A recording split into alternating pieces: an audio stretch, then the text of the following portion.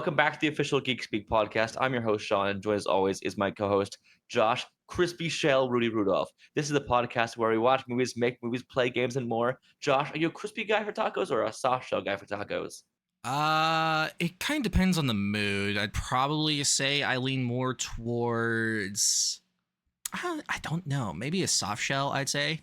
Like a corn tortilla, like an authentic taco, like street tacos, or like are you like a flour tortilla guy, like a Taco Bell soft shell? This is getting too specific. I'll just take a taco. With the meat, please. You'll probably tell the difference now in the recording because I do have a better microphone now and a better headphones now, so it'll be more crisp and clean for you all in the future. And it had a fun RGB lighting, which I can change. Right now, I'm leaving it as is. It's looping. I'm not sure if there'll be a video for this or not, but if there is, you can see it loops. That's neat. Loop. Loopy loopy indeed. For DCOM, next time, sorry, Josh, I'm making you wait longer. I've watched this weeks ago, man. Don't make me watch it again. I watched the first 20 minutes of it. Okay, here's what happened. I was watching this today, and we had maintenance requests done today. They gave me a window of 9 a.m. to 2 p.m., and they kept coming in and out the entire window of time from different things. So I kept pausing it constantly, like, okay, this is not happening today. I set myself up early to watch it, and it didn't happen. Let's talk about some movies today. Today will be no DCOM, no superhero stories. We're touching on a few movies, as well as a lot of news today about what have yous. Main topic is going to be the movie Project Hail Mary, which is pretty fun. We'll say it right away. That's a pretty fun movie. We like fun movies. That's always good. But we'll touch on a bit of Ready or Not 2, Here I Come. Maybe touch on a bit of Hoppers and the Bride, just a little bit of just, which are actually, that's the movies right now I'll talk about that just came out. Because, things are fun. Let's get into, though, before we get into the movies released, we can give a quick yay or nay on those three movies before the main topic, and we can dive in them a bit deeper later on. But The Bride, yay or nay, Josh? This is a tough one. There's things I'm gonna give a nay because I do think it's not bad, but it could be a lot better. Yeah, I think I'll go for a nay for now. Like, there's a lot that I really like and really respect. There's also a lot that doesn't quite work. I said to you earlier this week, I think it's a worse version of Poor Things personally, or a less well executed version of Poor Things with the same points kind of get across. Yeah, like it touches on similar ideas to how Poor Things took this kind of story, but it does a lot of things differently. Some of it works, a lot of it doesn't. It's the Mary Shelley of it all doesn't work to me. I really, really, really like that idea, but man, is it very confusing. And it doesn't quite work. I know that's not a spoiler because that's the first moment of the movie, but let's call also Hoppers yay or nay. I'm gonna go with the yay to Hoppers. Oh, I give it a yay. I loved it. Great time. Very fun. And then, of course, Ready or Not 2, Here I Come. I'm going to give a yay for the Lord of the Rings himself, Elijah Wood. And there's a ring involved. I'll give it a yay. Fun times. I did not know David Cronenberg acted, so that was funny seeing his name pop up and him being in like 5 minutes of the movie. He was the dad. He was the father of the Sarah Michelle Gellar. I knew he was familiar. I couldn't recognize who he was, though. Yeah, like I obviously, David Cronenberg, very famous filmmaker. I had no idea that he acted at all, so that was fun. That is very fun. And then let's talk a bit about some news today. So let's start with the news that is a positive, a win against AI, sort of. Woo! Do you know what happened, Josh? I don't know things. This is news like today. The company? Are you aware of the company OpenAI? Yeah, the bitches that are draining our water for fucking generative AI bullshit. The fight against AI is working. Everyone's saying like cancel ChatGPT and stuff like that all over social media now as a wave is gaining traction. Thank Christ. And companies are getting mad. We're calling it slop so much. It seems like. Maybe next time dickheads don't immediately jump into a trend that doesn't actually give you any profits, you fucking morons. OpenAI is shutting down its AI video slot making platform of Sora. Sora's going away. That's honestly kind of insane given how much money they've put into that over the last year or two. Like literal billions. And it's not their money. It's money that got invested into them. So they are about to get fucked in the ass hard by their investors. It also reminds me of how we just lost the metaverse in theory. Oh no.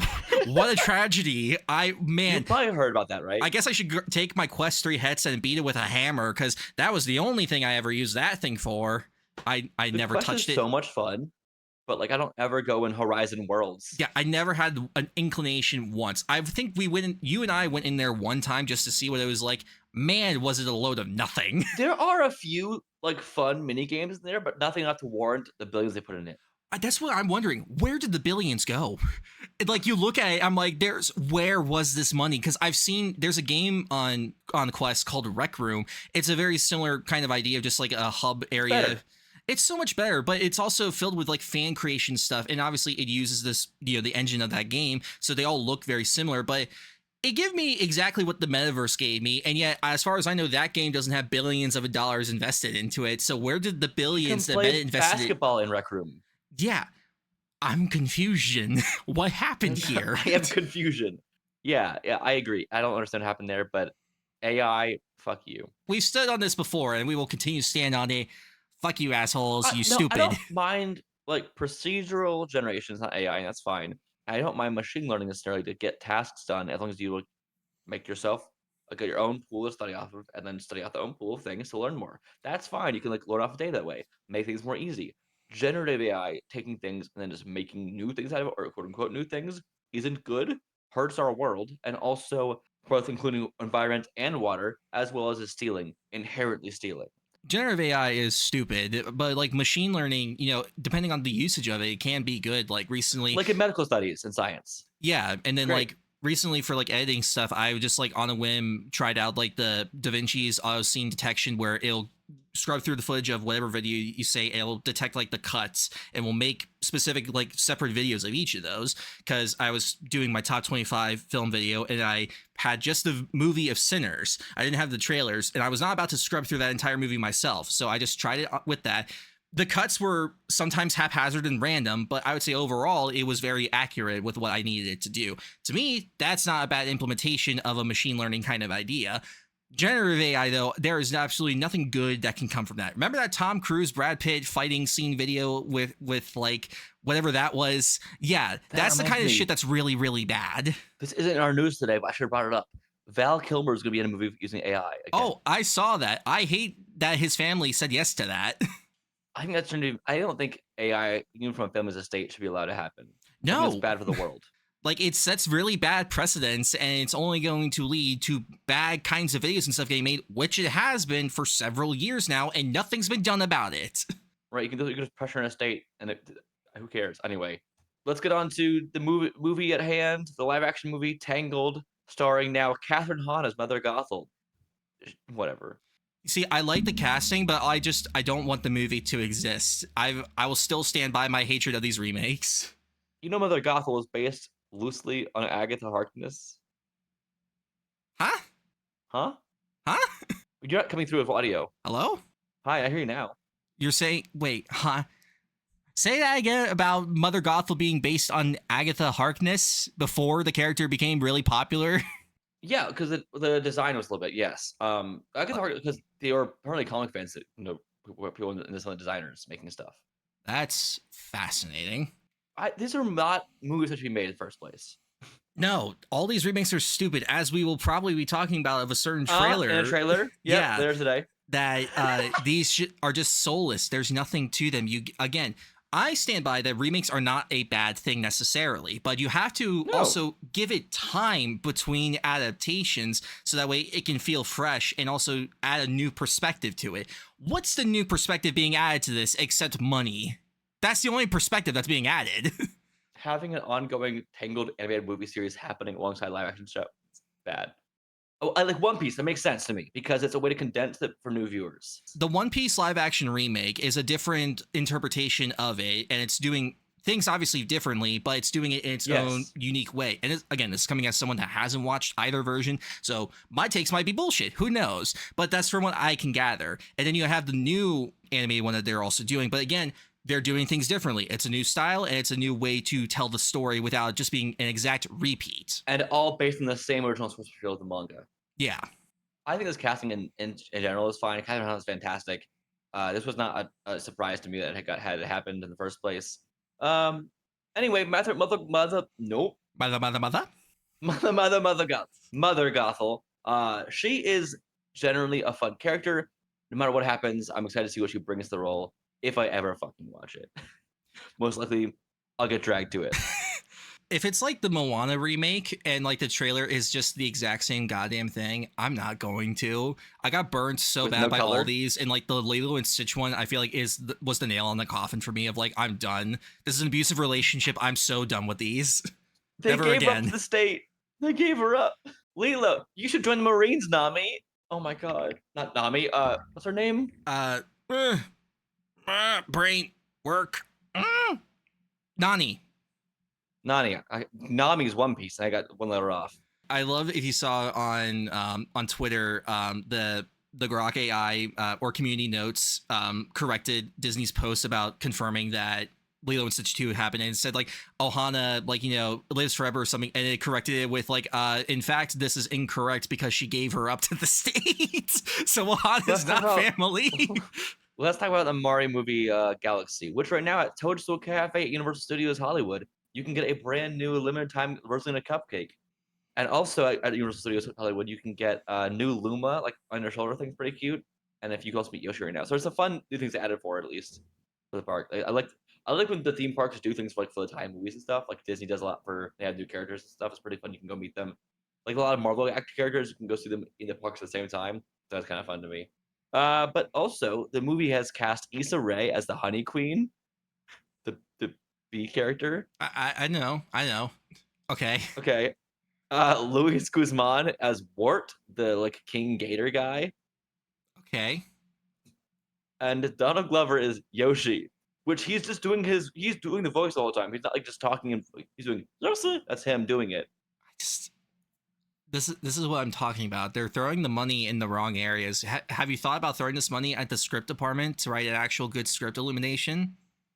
It might be okay. It might be. The bar is at the bottom. I have no expectations for this. Like I already didn't like the movie when I first saw it, and 2 years ago I watched. One. Yeah, 2 years ago I watched all of Illumination's movie to do a video that I'm still figuring out what to do about it. And after watching all of them, I just came to the conclusion that Illumination is a movie studio that looks pretty but says nothing. Like very few of their movies actually have this idea of themes or arcs. Or the basic. I thought you were saying art, but I can't say that because their animation is still legit fantastic. But like, and I think I'm not gonna discredit anyone who worked in these movies in general. I'm not discrediting like the animators or a lot of people that are working on it, but it's more so the fact that for over a decade now they've just coasted by on putting no effort into just any sort of thought with their scripts. That's the thing that really annoys me. That's his point of view, not mine. I'm not talking the whole podcast here. This is only for Josh saying these things. And I'm not even saying. Illumination, please hire me still. Look, I'm a person that stands by that critiquing things is a good thing, and you should allow critiques. Otherwise, what are you doing? Like, I want people to critique my crap because trashing something. Look, I like Despicable Me 1 and 2. I think both of those are great. Migration is maybe still my favorite movie. Josh covers his ass. Well, no, I'm saying that there are things of theirs that I like, but I know. I agree. Overall, they just coast by, and I'm so tired of them coasting by.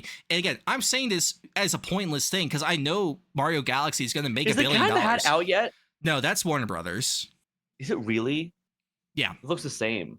It's Warner Brothers is releasing it, and it's done by the same animation studio that made the Garfield movie and something else. I don't remember what the other thing was. Was Garfield really that fun? I really liked it. Like, again, it's nothing groundbreaking, but I think I liked it more because the directors of The Emperor's New Groove made it, and a lot of the comedy, like, surprisingly worked well. And like Chris Pratt as Garfield. Whatever. I don't think Mario, he was right for the part, but like, sure, he was fine. I think he's fine as Mario. Like, he's fine. He's fine, but again, problem is they're not giving him anything funny to say or do. Most of the characters have nothing funny to say or do. But he hates mushrooms. That's the funny joke to them. What's the humor in that? The irony, I guess. I want to say here, this movie to me looks more like not just throwing things at you from like, hey, remember this? Hey, remember this? It feels like it's more just actual things also the story to me. Disagree. That takes me a little bit more. Disagree. I'm not saying by a lot. I'm saying a little bit more than the first one. I don't think they're going to play any less safe than they did in the first one because Nintendo. I understand Nintendo's perspective. They got burnt so bad with the original Mario movie in the 90s. But it's more fun. It's more creative. It's fun. It's far more creative. Really more creative. But there's a point where you have to stand back and be like, why are you putting such creative grasp on this when all it's doing is just like, here's a reference. Yay or nay on these castings? Whatever. I don't care. love it, I'll Josh. at least hope that whatever actual one line of English Donald Glover says will at least be funny. It's probably not. I want to be like, it should be like Boots from the Door movie where he's just tripping on shrooms and all of a sudden, hey, I hope that's it. here's together. I hope that's what they do. Go from Mario to some more gaming news with the Minecraft movie casting for Minecraft 2. Kirsten Dunst is playing Alex, which, if you don't know who Alex is, it's just a blank slate because it's just a skin.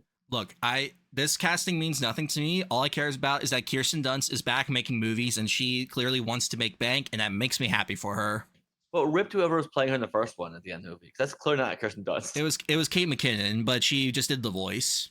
I know, I'm but like the body person too. It sucks that they're gonna have someone just be. I mean, it probably was just a body double, so it probably doesn't. Having 3 different castings for Alex in 2 movies is a little funny though. Anyway, also Matt Berry's gonna be in it physically this time also. As Matt Berry or as the villager? I'm hoping Hero Brian is an evil version of, because he looks enough like Jack Black. That would be great. I would want that.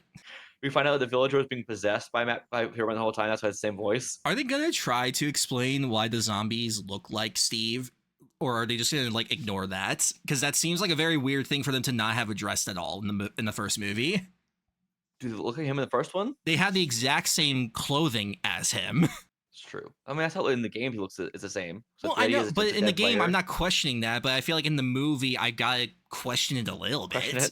Also, why is he wearing a weird like a sweater vest over a sweater and it's not even the right colors or outfit? Why all blue? Like that's an odd choice. Like I'm not blaming it when he's a child. Like that's children are stupid. But like he was a grown man. Why?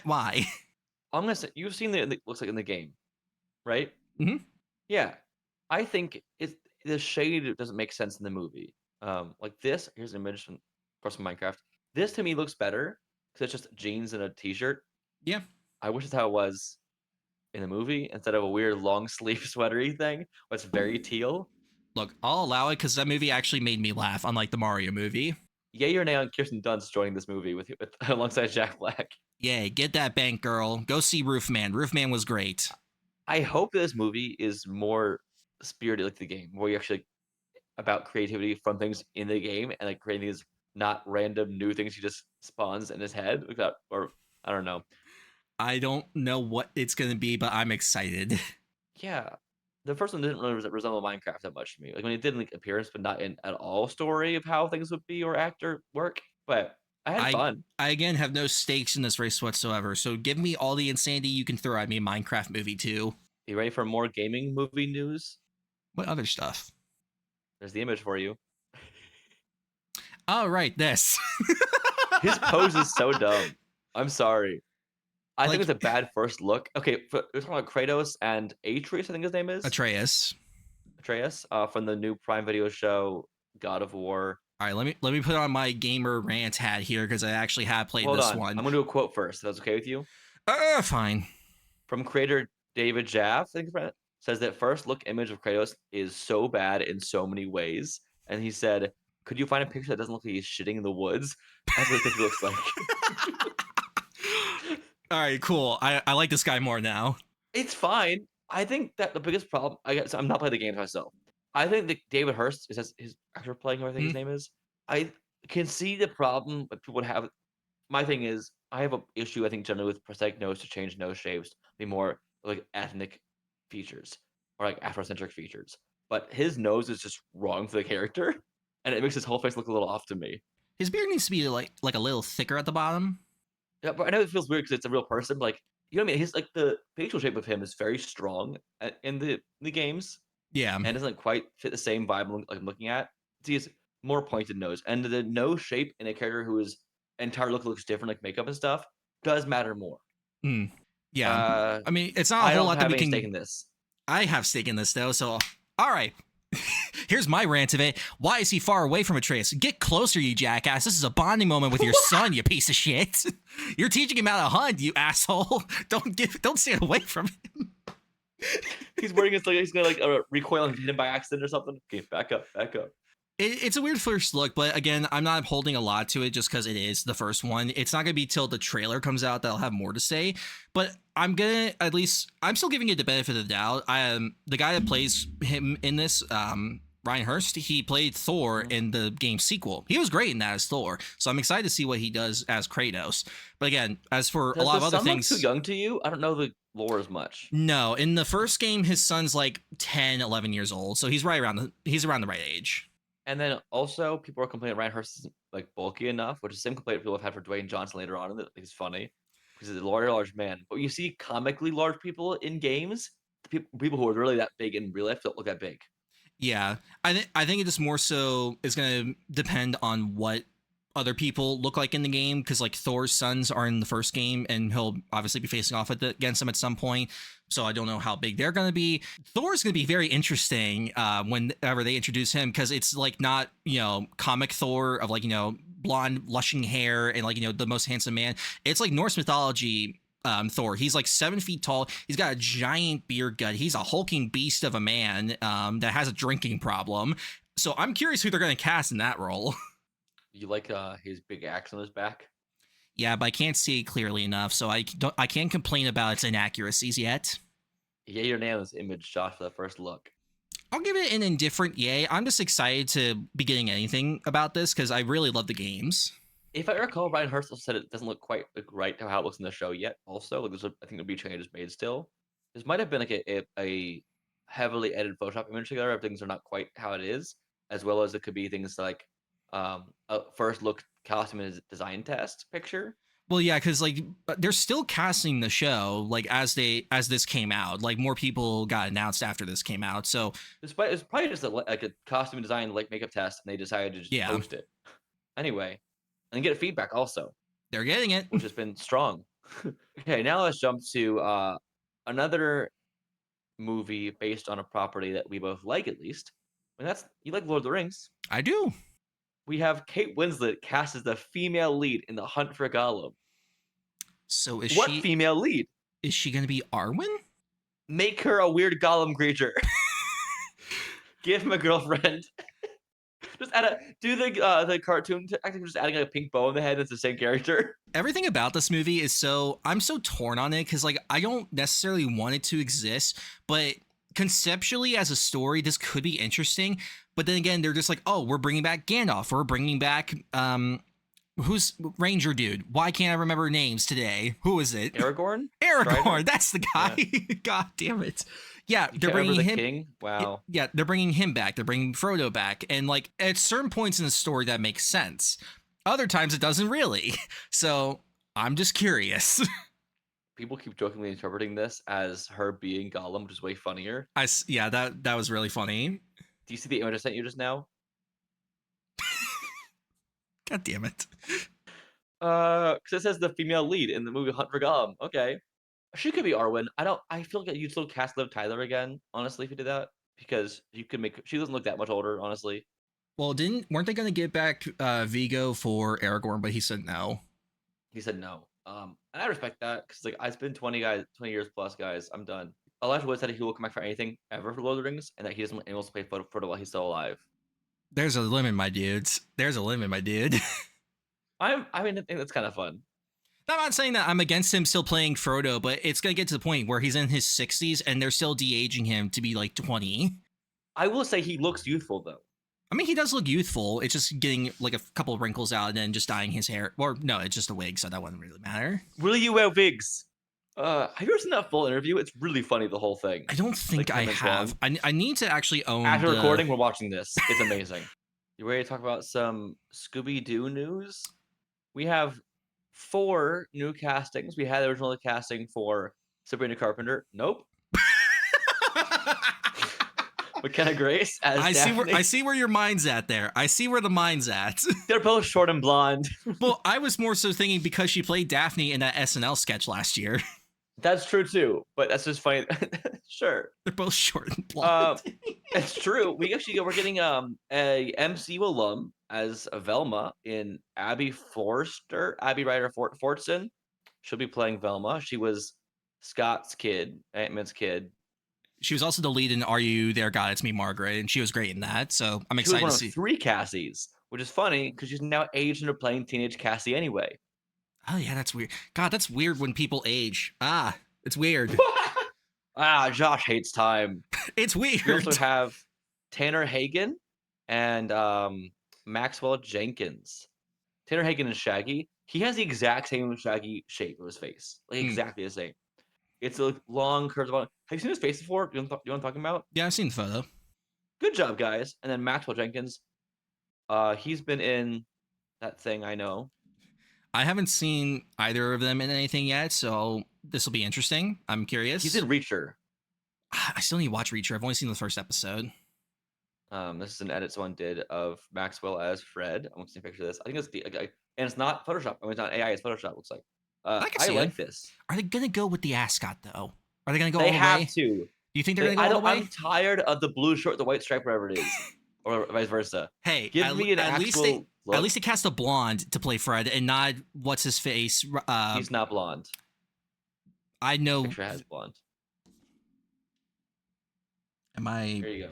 How my Here's brain's. the full picture of them. Never mind. Hopefully they'll make him blonde, unlike Robbie Amell, who they didn't. Robbie Amell, who just was like wearing a t-shirt or a polo shirt. That's it. Like, okay, great, guys. We gotta talk about those movies someday. We will, because the first one's about stamps. I like Scooby-Doo a lot. The whole franchise thing is really fun. Even bad Scooby-Doo movies are fun movies to watch to me. I've always been indifferent on Scooby-Doo as a series. Like, I mean, I watched the live action movies when I was a kid, and then I think the only animated one I watched was Zombie Island. I mean, I liked it, but it was never something that like made me go like, wow, I love this. I gotta see all of them. The reunion special movie, that's so funny. Tanner Hagen, what's he done? I haven't seen either of them in anything, so I can't speak to them. Oh, he was in Be Careful What You Say, and haven't seen. Not a lot of other stuff. Oh, he's in The Pit. That's what he's probably most known for. I still haven't watched The Pit yet. That's surprising. You're the TV guy here. Look, I'm working through a lot of shows. I'm finally starting Clone Wars now. I'm only a few episodes in, though. They have cast Paul Walter Hauser this as well. Is he Scooby? Is he gonna be Scooby? He's playing Scooby's owner. No! Which implies to me Shaggy either doesn't own him or he's the owner before Shaggy gets him, which might be an origin thing then. Probably. But if someone besides Shaggy doesn't own him just for the whole show, it's way funnier. If he's just like a coworker. He goes to his job at Mystery Inc. Let's talk about Paul Walter Hauser. Should he voice Scooby-Doo, though, actually? It's a great question. It should be a Scooby voice, like a classic Scooby voice. Yeah, probably. Because was it Frank Welker? Is that his name? He's still doing it. Okay, that's what I thought. 80 years old. He's the only original cast member from the original show from the 60s. He's still doing the part.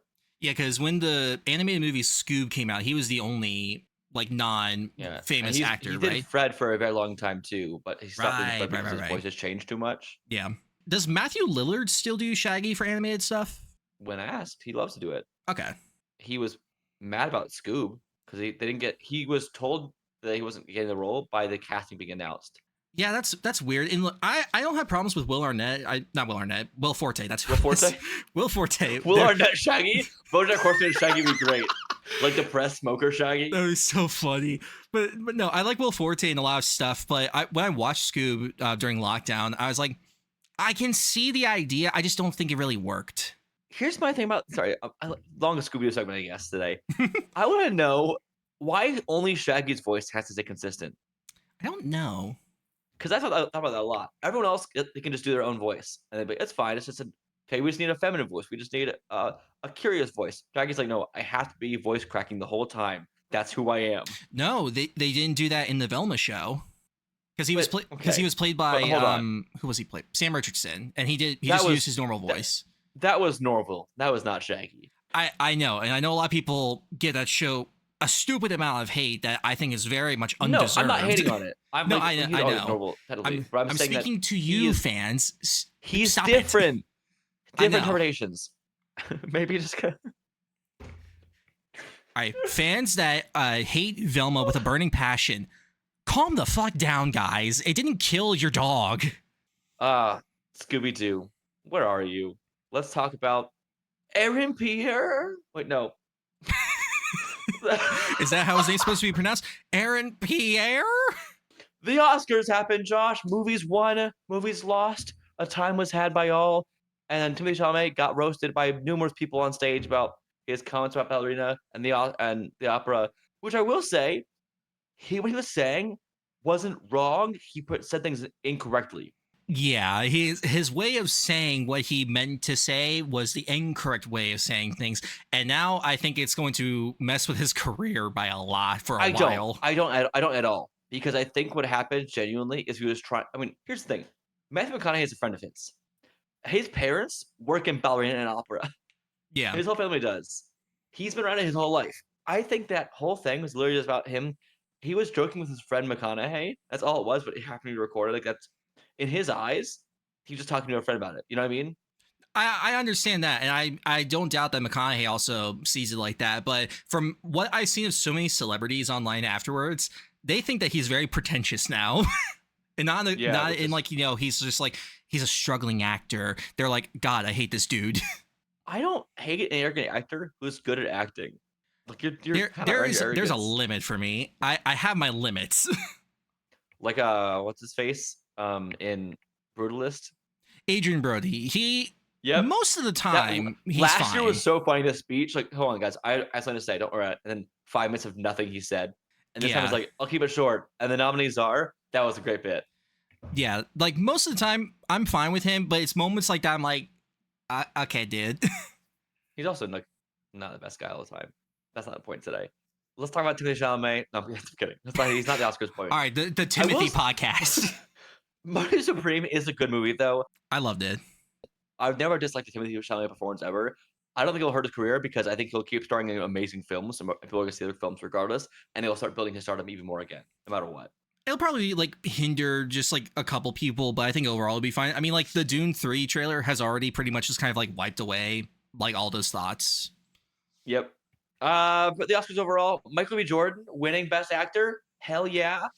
Very happy about that. The roars from the whole crowd. You see Pedro's face like so hyped for him. I loved it. I loved it. Everyone's so happy for him. I'm happy for him. Him playing basically 3 different parts in Sinners is incredible. It is long overdue in my opinion. Like ever since I think Creed was the first major thing I saw from him aside from Fan Four Stick. Like I was like, this dude's got it. Black Panther, of course, like even better. He's done a lot of other amazing things. I think he's not in Fruitvale, is he? No, he's the lead in Fruitvale. He is. Okay. So he's in with Coogler every movie. Mm-hmm. Yeah, okay. So I wanted Sinners to win Best Picture, obviously, over one battle after another. We both are great, but that's what Sinners was my top pick for that. Yeah. I do think it's cool that PTA finally won Best Picture. Yeah, it is one of those things of just like, I wanted Sinners to win so bad because I love it so much, but I also do love One Battle. It is a fantastic movie. There's so many things I love about it. And weird first 20 minutes. A little bit. Little bit. Also, isn't this for PTA's first Best Director win also?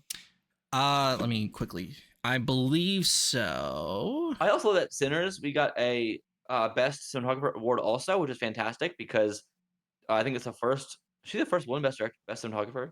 I think she is. She's the first woman that's ever won cinematography. Incredible. Yep. And she's amazing. Great job. Oh yeah. There was a shot of just the sunset with like that. Oh god, it's going to some great scenes. Yeah, I'm very happy that Sinners, even though it didn't win Best Picture, still walked away with a lot of very well-deserved awards. And Ryan Coogler is now an Oscar-winning Oscar winner. Yeah. Yeah, that's right. Original screenplay. And also the awards overall were good. Frankenstein winning Best Makeup, I think, is good, but I think it's still Sinners had a good chance because there's so many prosthetic designs they did for that movie were incredible. About Elordi's makeup, because Elordi was really the only one who had makeup. That's one character versus a lot, so it's hard to really judge that. If there's any award from the night that I was not, I don't hate it, but I wish that someone else won was supporting actor. Like Sean Penn, he is fucking insane in One Battle, and it's amazing. But not deserved. He wasn't there. Like Kieran's salt to him was great. Yeah, I would much rather have had Jacob win for Best Supporting Actor. Also, isn't Sean Penn kind of crazy? I don't know. Like, all I know is that for the last several years, he's been in Ukraine filming everything that's been going on over there. That's all I know. To answer your question, yes, One Battle was the first time PTA won for Best Director. Also, Oscars-wise, I really liked... who else is supporting actor nominees? I forgot for a second. People. I really wanted it to be Delroy Lindo for Sinners. Delroy was great. For me, it was between Jacob and Stellan. They both did amazing stuff. And Delroy was great. Love Delroy. But you see Delroy not applauding for Sean Penn. I love that moment. That's great. Because that's fair. Also, I think you should be there to get the award. Yeah, it always does feel weird. Like, unless there's like an emergency going on or like you're literally stuck somewhere, it does feel weird. But whatever. Oscars were great overall. Loved it. Nothing was as bad as Saldana, I think, winning for supporting actress last year. Don't you mean Amelia Perez winning best song last year? That's bad too. That one to me is worse. Oh god. And hey, another victory against Disney always winning the Oscar. K-pop Demon Hunters won Best Animated Film. Disney has not won that award now for, what, 4 years in a row? Okay, but it should have been I Lied to You winning this song this year. I don't agree. Hear me out. Serious? Hear me out. The scene, fucking fantastic. Love it. No, here's the thing. I've had the same opinion as you with this one for a long time. But I think Golden is not as good as I Lied to You still. Golden's not my pick. Golden isn't my pick. I love this. I Lied to You. The song is good, and the moment is fantastic. I think as it is by itself, I don't think it should have won. And Golden, great song. Love it. Robin Clean. For me, the best song in Sinners is at the end. Last Time I Seen the Sun. Last time. Yes, both that moment in the movie and then after, and just listening by itself, fantastic. Through and through. That would have been my pick if any song from Sinners would have won. Also, Pale Pale Moon and Rocky Road to Dublin, also great songs on their own as well. Every blues song is fantastic. Isn't Rocky Road to Dublin, though, like already an existing song? Probably. I'm not Irish, so I have no idea. I am. I don't know. I'm not in my heritage. Well, get into it, son. Good movies, time for trailers. Let's talk about, oh god, scary movie. My fears were justified. God, I hate this. She stabbed her. He stabbed her. My pronouns are them. He stabs them. No, that's not funny. It was half gay shit. Why not full gay shit? I hate it. It's not funny. These guys are just like, yeah, we're bringing real comedy back. And look, I will say this, that I do think the Wayans are actually funny people. I do not understand why for these movies, though, their brand of comedy is just weirdly offensive shit. I rewatched the first Scary Movie when the trailer came out because I was so mad. Jesus Christ, that movie is terrible. It does not hold up at all. Dewey is one of the most offensive portrayals of a person with mental or physical disabilities I have ever seen in my goddamn life. And the fact he's back in this is insane. So I see a bunch of conservative people online be like, look, Gen Z is boycotting this movie, and they keep posting AI pictures of us like having swallowing up signs and stuff. Like, first off, the game's a real photo, doesn't exist.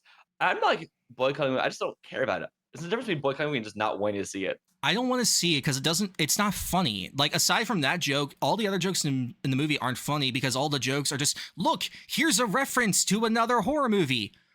Woo! The reason that spoof movies died is because these guys just made it about referencing other movies. That's all these movies became. And yet, just a few months ago, we got The Naked Gun, which saved spoof movies and reminded us, oh, that's what these are supposed to be like. And now we're about to kill it again with this, because all it is just, look, here's a reference to weapons, to The Substance, to Terrifier 3. Let's get mad one more time. Let's get mad one more time. Moana! It looks like an SNL sketch. I hate it. What are his prosthetics, Josh? Maybe his stomach. That seems to be, it looks more boxy there. That's the only place I can see. He still looks bald. Looks bald with a mop head. And I messaged you guys about this. His performance is so much worse than the original. And it's funny because it's the reverse of when a famous actor does a voiceover role, but they do it terribly because they don't know how it works. But it's in reverse. So because he played both of them, for some reason, he has no emotion in the live action one. And I'm really confused. I feel like he's more like Maui in Jumanji in the trailer. I mean, like the don't cry, the small moments like that, where he's like able to be more comical, works more like that there than it does in the trailer here. Does that make sense? Yeah, and I think it really just is they were just trying to stick so close to the original, and I think that's why. Where's the color? I hate this. This is not just for this movie. This is all for all Hollywood movies. Stop with the quote-unquote naturalistic, realistic color palettes. I don't care. It looks bad. Why straighten her hair when she has naturally curly Moana-like hair? choice? I don't know. I don't care. I'm not seeing this movie. Why did they change him from a great white shark to a hammerhead shark? It looks terrifying. And fucking shiny boy, Crabman, horror, nightmare. Shiny. That moment's going to be even scarier than it already was. Let's talk about, I'm going to give us nay, a scary movie nay. I'll give most the casting news we had today, yay. Why not? But let's get into 2 trailers we have a lot to talk about. This first, Green Lantern. Josh. Let me get my thoughts out of the way first. Just say yay or nay first. I will give it a yay.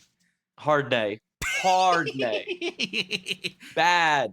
I have caveats where this can improve to me, but you go on first. So if you don't know, I don't know a whole lot about comics, and I know far less about DC than I do Marvel, and I know Jack Dick about Green Lantern. So he knows about Jack's dick. Yes. And my only real stuff about Green Lantern I know is from the recent Superman movie and the Ryan Reynolds movie. So this is all new stuff to me. From my perspective, I think taking this very big cosmic character that, has all this stuff and grounding him in down to earth in this kind of way, it's an interesting idea. And I think that there is a lot of interesting avenues that can come from this. And I think the idea of an older Hal training, John Stewart. Thank you. Names today are escaping me. Yeah. Hal training John Stewart to be Green Lantern, I think is very interesting. I think it could work. And this is also from the creator of the HBO show Watchmen, which is fucking incredible. So as many people are not happy about it, I don't have as many reservations because I have faith. Now, again, I could be proven wrong. Most of the time I'm proven wrong, but I like to keep my hopes up. I don't have problems with it, with the things they're saying. I have problems with execution so far, a lot of things. I can understand that, but I've also heard a lot of people theorizing that what we've been seeing in the trailer is just from like the first episode. Yeah, he's wearing one outfit the whole time. Yeah. Unless they just don't bring out their clothes and just keep getting dirty for episodes. And if there's any negatives I have, I don't like that this is R-rated. Like, I'm not against superhero stuff being R-rated. I think it just depends on the story and on the characters. I don't think Green Lantern fits an R-rated vibe. I think the rating will be just for language, honestly. I don't know. I think because it says they're about investigating a murder, so like it could also get more graphic than we are expecting. Yeah, I really hoping it's language and maybe some harder violence. Like, I don't think it's gonna get farther than that. I wouldn't show a child Ready or Not, for instance, but there's nothing in the second one that is that graphic. If that makes sense. Is there? Like what? The washing machine? Okay. Because I'll do this. I'll show their eyes for one scene. But like, in general, like a movie, you can basically R-rated without having to be that bad, I guess. But I'm hoping here. I think Green Lantern should be accessible. I mean, obviously he's in Man of Tomorrow. That's what news I was going to say. Aaron Pierre will be in Man of Tomorrow, which means we're going to see his suit in that on set leaks before the show. I guarantee it. I have a lot of thoughts. I think as we have not seen a single good Green Lantern suit since 2011 on screen. I like the concept of the suit. I just don't think the execution was well done. And as I've told you, and you disagree on this, his mask, I think his eyes should have been pure white. The weird in-between they do of like his irises are in the movie? Yeah, like his eyes are far more white, but you can still see like his pupils and stuff. Really weird. Really weird. I love that still. But yeah, I know. It doesn't work for me.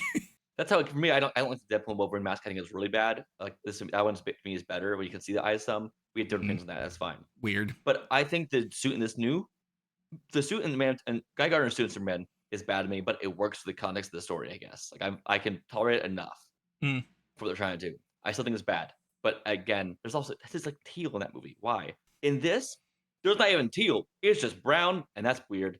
And people say, guys, maybe it's dirty. I'm like, that's still dumb. Why can't it hang up?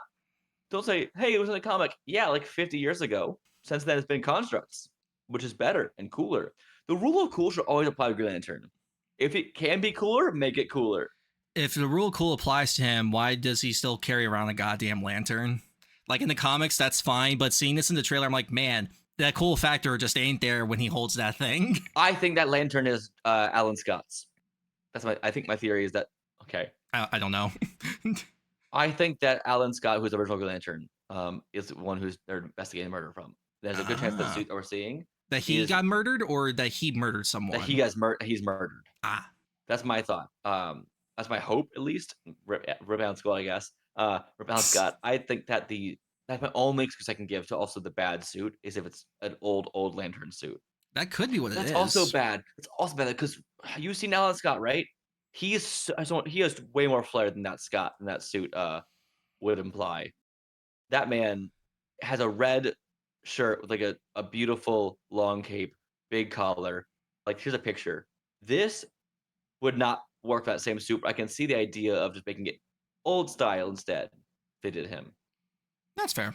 And if you also base Ox, people are saying, well, in recent comic, Hal's been in a brownish, greenish suit recently in a one thing. Yeah, in a one-off side story thing, not a mainline plot. I hate people use one-off side stories like Elseworld stuff as mainline like references. Like, we should make our main Batman based on Dark Knight Returns. No, you fucking shouldn't. Yeah, that was a weird choice. I'll stand by the suit design. Taking that suit design, that's cool. But in general, basing things off of Elseworlds for your mainline continuity rarely is a good idea to me. Yeah. I guess I have just much to say about this. I hate that Hal in this doesn't talk to the other lanterns. Refers to them as aliens. What if this isn't Hal?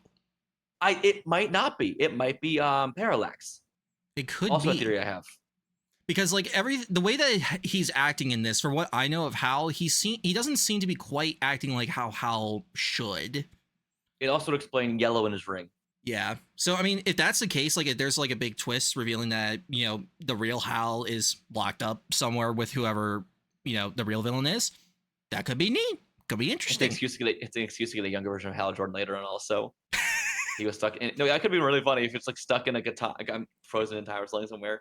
No, but I think that this might be really Hal, but Hal is like infected by Parallax. Oh.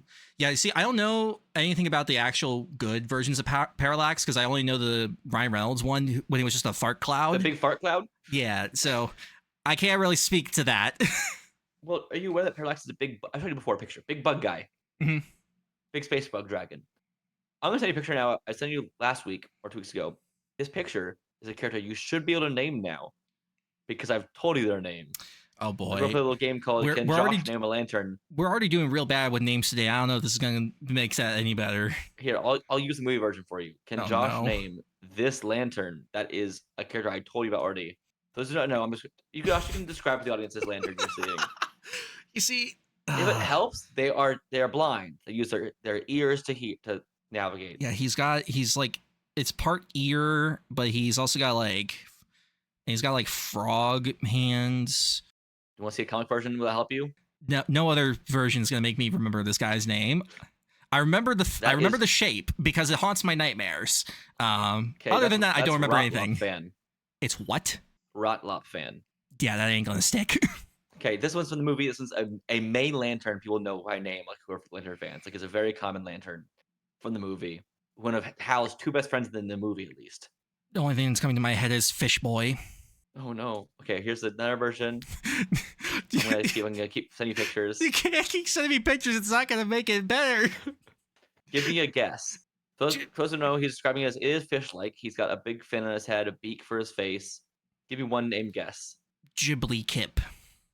This is Tama Ray.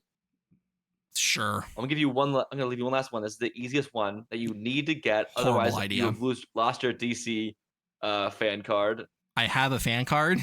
It says in the name on the thing. Can you pronounce it right? Kilowog? Yes, Kilowog is correct. Who you think sometimes he's too pink or less pink or too boxy or not boxy enough in his pictures. I was saying before. Yes, I stand by it. One of them, he looks like a pig. He's supposed to be pig-like.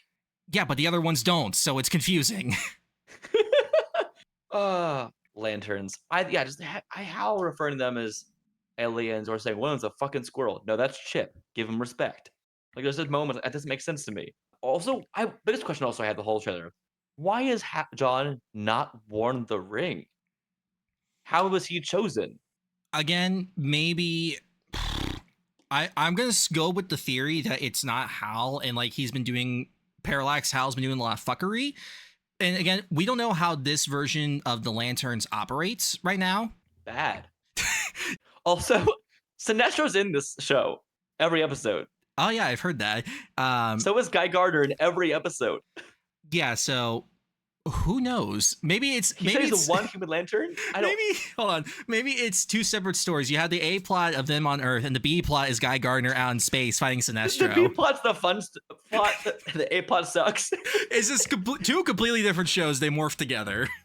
Because we're getting the Guardians in this. We're getting Oa in this. We're getting apparently the space things have been confirmed, but we're seeing nothing. My guess is that they want to save it. And I know that they now, the rule of cool applies. So green aura should happen.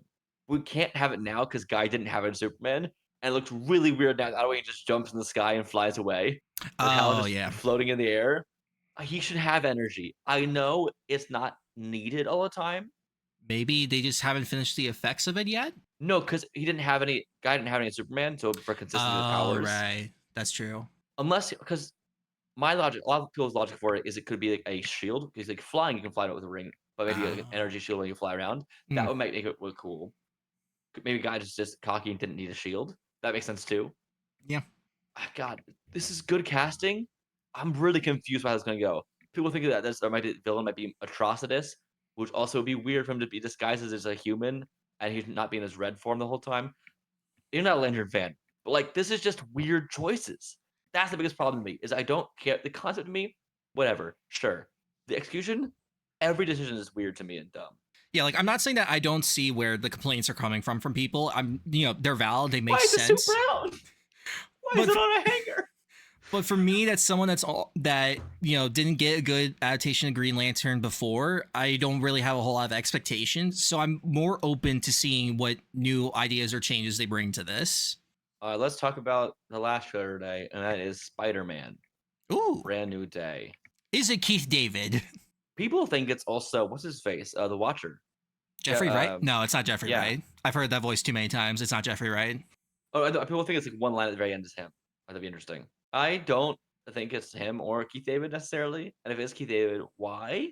Because the biggest thing I've heard about it is that people think it's Keith David's voicing Tombstone, even though the actor playing Tombstone has a good voice for it already. That'd be weird. But what's this trailer? We could do a whole hour on it. Let's not do that. Yay or nay, first off? Oh, big yay. Yeah, I think the effects need work still for a lot of stuff. Some of these CGI shots look very wonky. I'm also sick of the volume in general. There's some shots that use it. Like, that's weird. At this point, I have no idea when they do or don't use the volume anymore, because I thought they said they were done using it.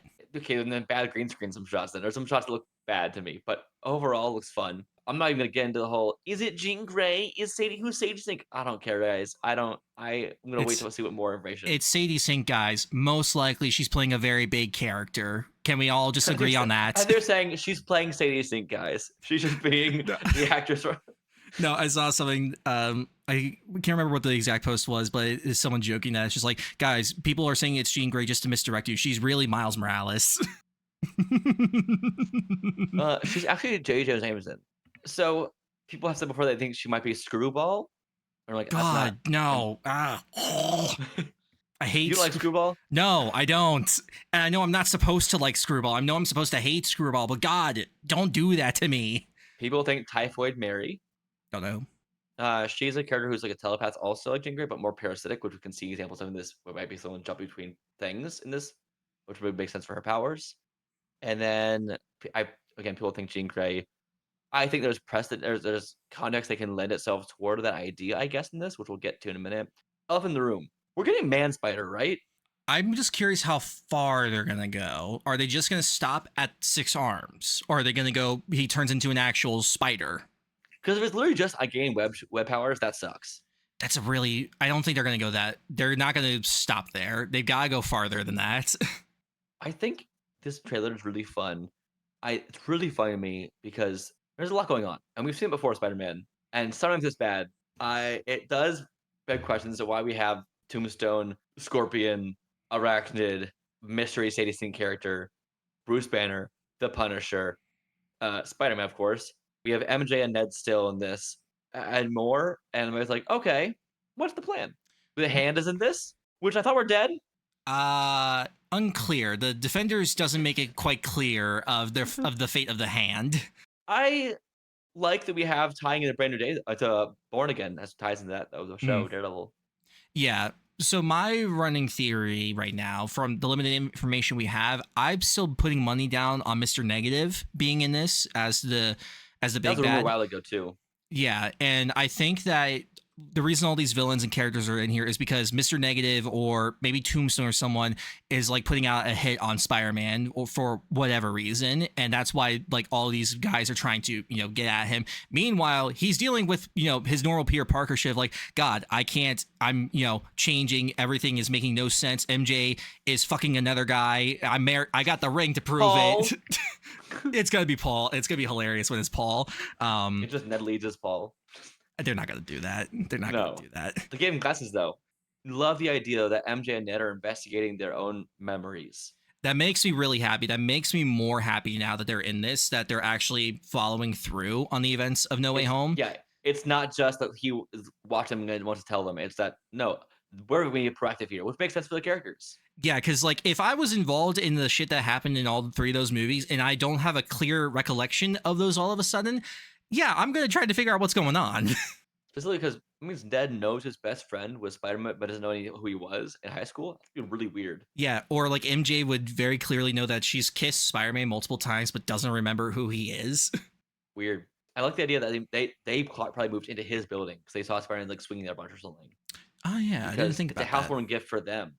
I love the idea also that I saw this joke online that they're gonna find out who he was by the key to the city in his room, aren't they? They're gonna find the key to the city in his room. And that'd be really funny because it means might find out that Spider-Man is Peter Parker, or find out really know who Peter Parker really is. That'd be fascinating. Yeah. I'm curious if they do put two and two together, like if that means like their memories will suddenly come back. No, I hope not. That's how it was with the one more day story when MJ eventually did relearn things. I thought that it was. Well, no, One More Day was about erasing their marriage. Afterwards, I don't know the exact timeline of how that. I thought she got her memories back with like an instant moment at one point. Like that's not as interesting. I don't know. I don't hate this trailer. I don't love it yet. I'm really excited for it. Like I'm really like, this is cool. A lot of nuggets of things. I want to have a bit more of a picture first. It makes me really excited for Destin Daniel Cretton's direction. The first shot of like when he's falling and you see inside the mask, I was like, all right, this guy's got it. This guy knows what to do. I'm complaining that how that worked. There's too much, not enough space in the mask for that shot. Like neither is an Iron Man's helmet. It's the same thing. Who cares? It looks cool. Right. It looks cool. Artistic license, crazy. Speaking of Destin Daniel Cretton, Wonder Man got a season 2 confirmation, which I wasn't expecting. That's really cool. It didn't have great viewership, it had great reviews. So it's so good. You've got to watch it. I want to. I want to do a full MCU catch up this summer. Watch I think I missed. You should. When I have a little more time. Maybe when you're over, so we'll do some MCU stuff together when you're over here. Neat.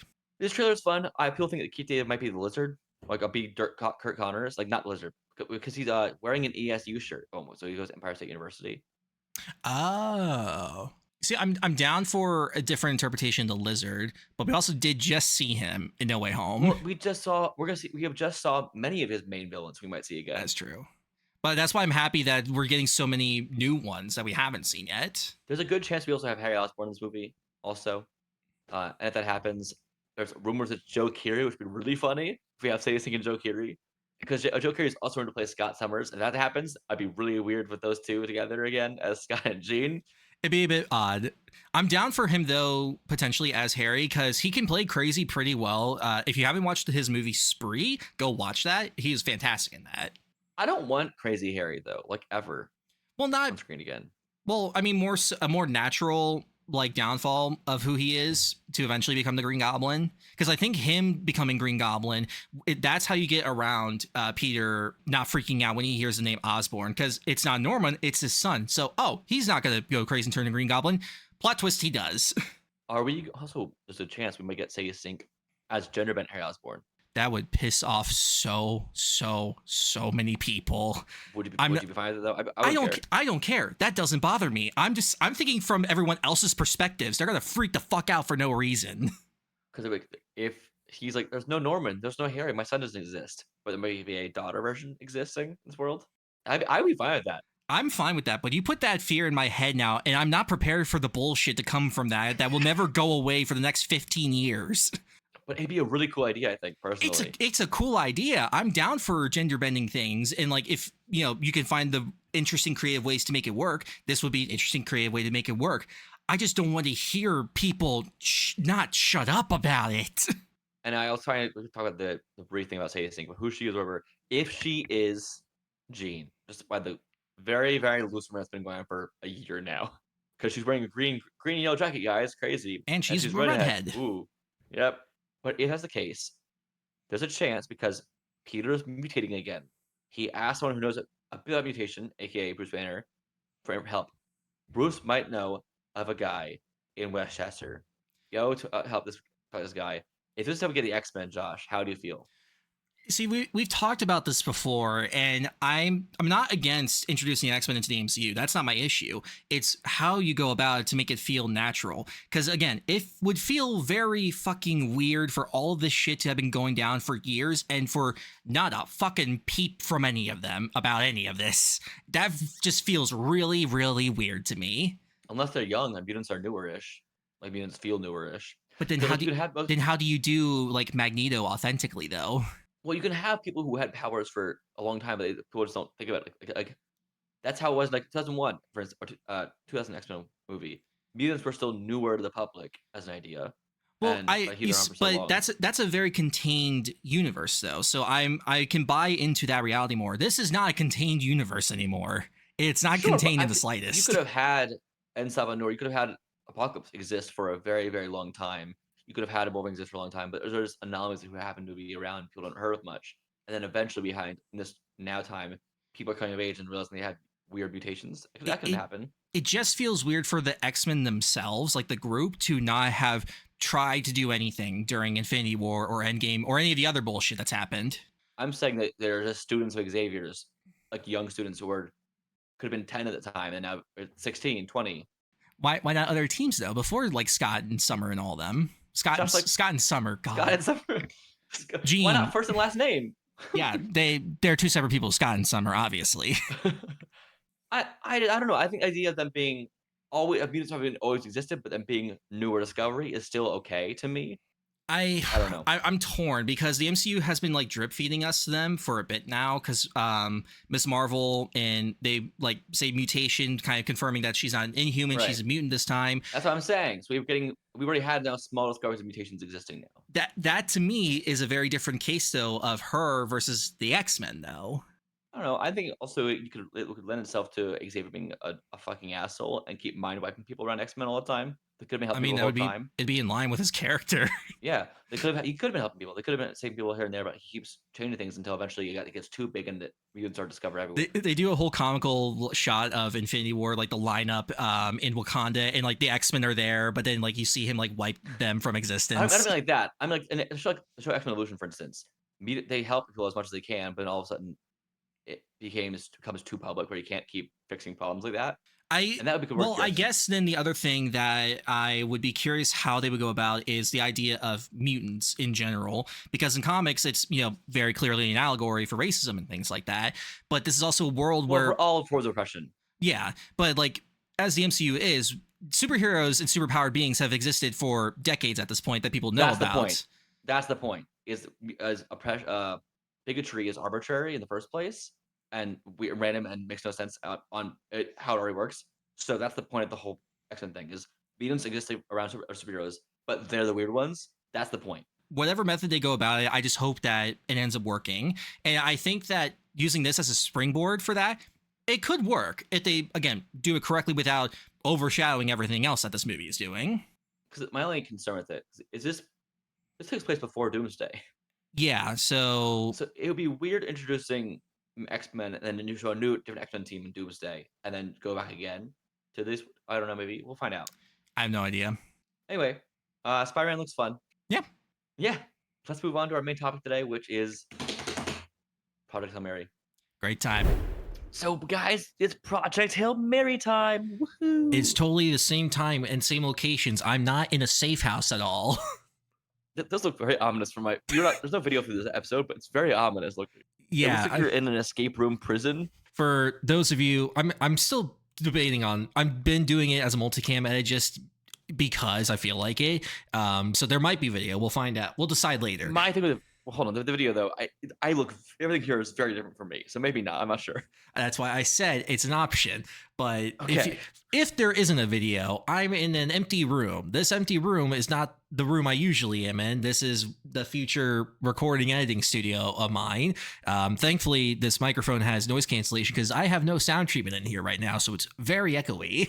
Oh, does this still sound good? Or does my audio still sound okay? Yeah, your audio's Really fine. change much? Yeah, he looks like he's in just. How to describe what my nightmares look like? This is what your nightmares looks like? Endless blue walls. Josh, we have watched Project Hail Mary. I've seen it twice. I might see it a third time tomorrow. I might see a second time. It's a movie that has sat with me a lot since we last talked about this off air a little bit. I told people it's probably a 4-star movie for me. Like, not like life changing, like my partner was life changing. Now, as I'm calling my head the about time effect, the longer it lingers, the more the more it sits with me, the more I like it. Yeah. When I first saw About Time, I thought this is amazing. It's probably a 4-star movie. But like I cried that movie, but it made me feel a lot of things. But since that movie's now probably a 5-star movie for me, I see more of the flaws in it, but it still impacts me more. And that's kind of how this is feeling for me now. I see more and more flaws, but I also see more and more greatness. It's for me, I've been a fan of this book since it came out, and we're going to start with no spoilers, which is kind of hard because the marketing kind of spoils a very big thing. Amaze. Yeah, but when the book came out, it originally was pitched with the concept of a guy wakes up on a spaceship. You good? Today's my cat's birthday, so I have a little birthday hat. If you can't tell, we're recording this late at night. It's 10:37 p.m. for me, meaning it's 1:37 a.m. for Josh. He's just standing in a room alone in the dark. I mean, I could turn out all the lights and really do it in the dark if I felt like it. You're bringing Into the Woods shirt. I thought it said Insidious at first, which makes it funnier. What was I saying? Yeah, the book was originally pitched with the concept of a guy wakes up on a spaceship with no memory of who he is, why he's on a spaceship, or why the other people on a spaceship are dead. And it just kind of paints it more as like a sci-fi mystery, which it is in parts. And I'm going to start again. This part is no spoilers. We'll have spoilers later on the episode. You can skip ahead down below with timestamps. But we are making sure that this, because there's a lot of things we can or cannot spoil this movie that I think is easy to talk about broad strokes first. Yeah. Andy Weir, who wrote the book, right, is his name? Yeah. He did a really good job at, he has aphantasia, so he can't like picture things very well. So even in his like kind of blobby vision of what things like, he made a good job at like making things feel tangible, I think. I haven't read the book, but from what I've heard, that everything felt very real. Mm-hmm. Yeah, because that's what I really love about his stuff. Like The Martian, I haven't read Artemis, but he really loves blending high concept sci-fi with real world science and math, just to make it feel much more tangible and much more like that it could actually happen. And that might make it sound like, oh, I don't know much about science, I can't understand what's happening at all. He presents it in a way that is understandable, even if you don't have a high science knowledge. And that's just something that I, as a nerd, enjoy. It's more fun for me that way. High science knowledge. I do not have a high science knowledge. The last science class I did good in was chemistry, and that was in sophomore year. And that was more so because our teacher lit the desks on fire. And no, I am not lying. He did that on purpose on the first day. I think so did my teacher, and threw a fireball in class. Chemistry's it's fun cool. to do chemistry. Yeah. If you know how to use it. Yeah. Once we started getting the moles and stuff, and avocado man, avogadro. You know what I'm talking about? What? Were you on an episode of VeggieTales? The mole. No. The man that made the mole? What mole man? Avogadro's mole. You're saying words that don't make sense. Yeah, so a mole is a fundamental SI unit of respecting a specific large quantity of particles, atoms, molecules, and ions, defined exactly as 6.02214076 times 10 to the 23rd power. It's 1 mole of substance equals its molecular weight in grams. Look, just because that I was once good at chemistry does not mean that I still remember a damn thing from it now. You asked me I remember the mole man. He remembers the mole man, everybody. Good to know. The American education system, once again, doing a great job. We are on topic. Hey, this is a science movie. We're talking science. Buckle up, non-nerds. It's about to get sciencey up in this bitch. We know what we're talking about. Someone please edit that. Like, animate that little what he's saying. Our little argument about the mole man. It'd be fun to see us in edit. Okay. Besides the mole man, Avogadro's constant. Let's talk about this movie itself. I really appreciate Ryan Gosling's performance. When I first saw this movie, I thought it would be like acting wise, he's acting alone. No, he's not. And we'll Oh. get into that soon. And I knew there was something else going on, but I mean, even on set, James Ortiz acting alongside him did a great job. I'm gonna say that. Man was fantastic. Loved him. I first saw him in The Woodsman. There's a recorded version of that play. Amazing. I need to show you this at some point, Josh. Maybe for the podcast one day. The Woodsman is a Wizard of Oz story. Mhm. It's about like the Tin Man, an alternative story of how you Tin Man, the Wicked Witch cursing him and stuff. Oh. It's tragic and haunting. Cool. And you get to see him like become this Tin Man and still fighting for his like love the whole time, like how he loses his heart like, to try and give his heart to her. It's really amazing. Cool. And he played the Tin Man. He first played him physically, like as an actor, and then became a puppet. Oh, okay, yeah, because Really I didn't know if he was just like a puppeteer that just happened to start acting for this because no, just his back and forth with Ryan. Many years, mostly in theater. Okay, good to know. I don't know a whole lot of things, people, in case you weren't aware. A lot of things. You still have movies, but you forgot a lot of stuff. Look, no, I haven't seen movies. The movie wall's gone. Movie wall's gone, everybody. Wait, that means you haven't seen them? That means it's because there's not on display. When the movie disappears from the wall, it's gone from the mind. I've never seen it. What's Interstellar? Never heard of it. I haven't seen it still. You loser. We're still not even in the spoiler section, of course, but we've barely even started the story. This movie, like you said before, the idea of a guy waking up in a spaceship without knowing who he was from a coma is interesting. I know Ryan Gosling added a lot to this. He also, Andy Weir described his relationship with the screenplay as like a loose guideline. I can see that. Ryan Gosling, he kept ad-libbing things. Like he had the idea of calling the ship Mary. That was great. I love that. That was just on set. There's a line about Meryl Streep's like she can do anything. Also ad-libbed. There's a lot of ad-libbing he does with someone else in this movie that I'm not getting into spoilers wise, but I will say this in non-spoiler wise, he's not talking alone the entire time. That's all I'm saying about that. I know that you have the marketing, of course, does spoil this, but you kind of can't avoid spoiling it for a movie because you have to give them something. You can't just. This premise like is toys. a great. I guess, but this premise is a great hook for a book to get you started into it. But to sell you on a movie, you kind of have to show a bit more. Unfortunately, sometimes. But I mean, even despite that, still, I think that even knowing that, it still worked really well. And I think a lot of that does have to do with Ryan's performance. Fantastic. I don't know if it's my Sandra Hüller. Oh, amazing in everything she does. God, I loved her. Anatomy of a Fall, so good. Anatomy of a Fall. What's the Holocaust movie? What's the name? What's the name? Zone of Interest? Yes, that's the one. Same year as Anatomy of a Fall. Also really good. She's great in everything. When she got announced for this in this role, I was like, perfect, love it, great. And she makes a choice in this movie that I think is really strong that they almost didn't get to do. There's a moment with a song. I'm gonna say that right now vaguely. My favorite scene. It was almost not in the movie. First off, losers. Apparently, the song that was picked. I'm okay. I'll talk about spoilers more. The song that was picked, she picked it. Ooh. And also, she said when she was asked to sing a song about a day or two earlier. That's it. And she just Googled goodbye songs. Fair. The top one, and she kept going back to it. And she said, "It's this one or none of them."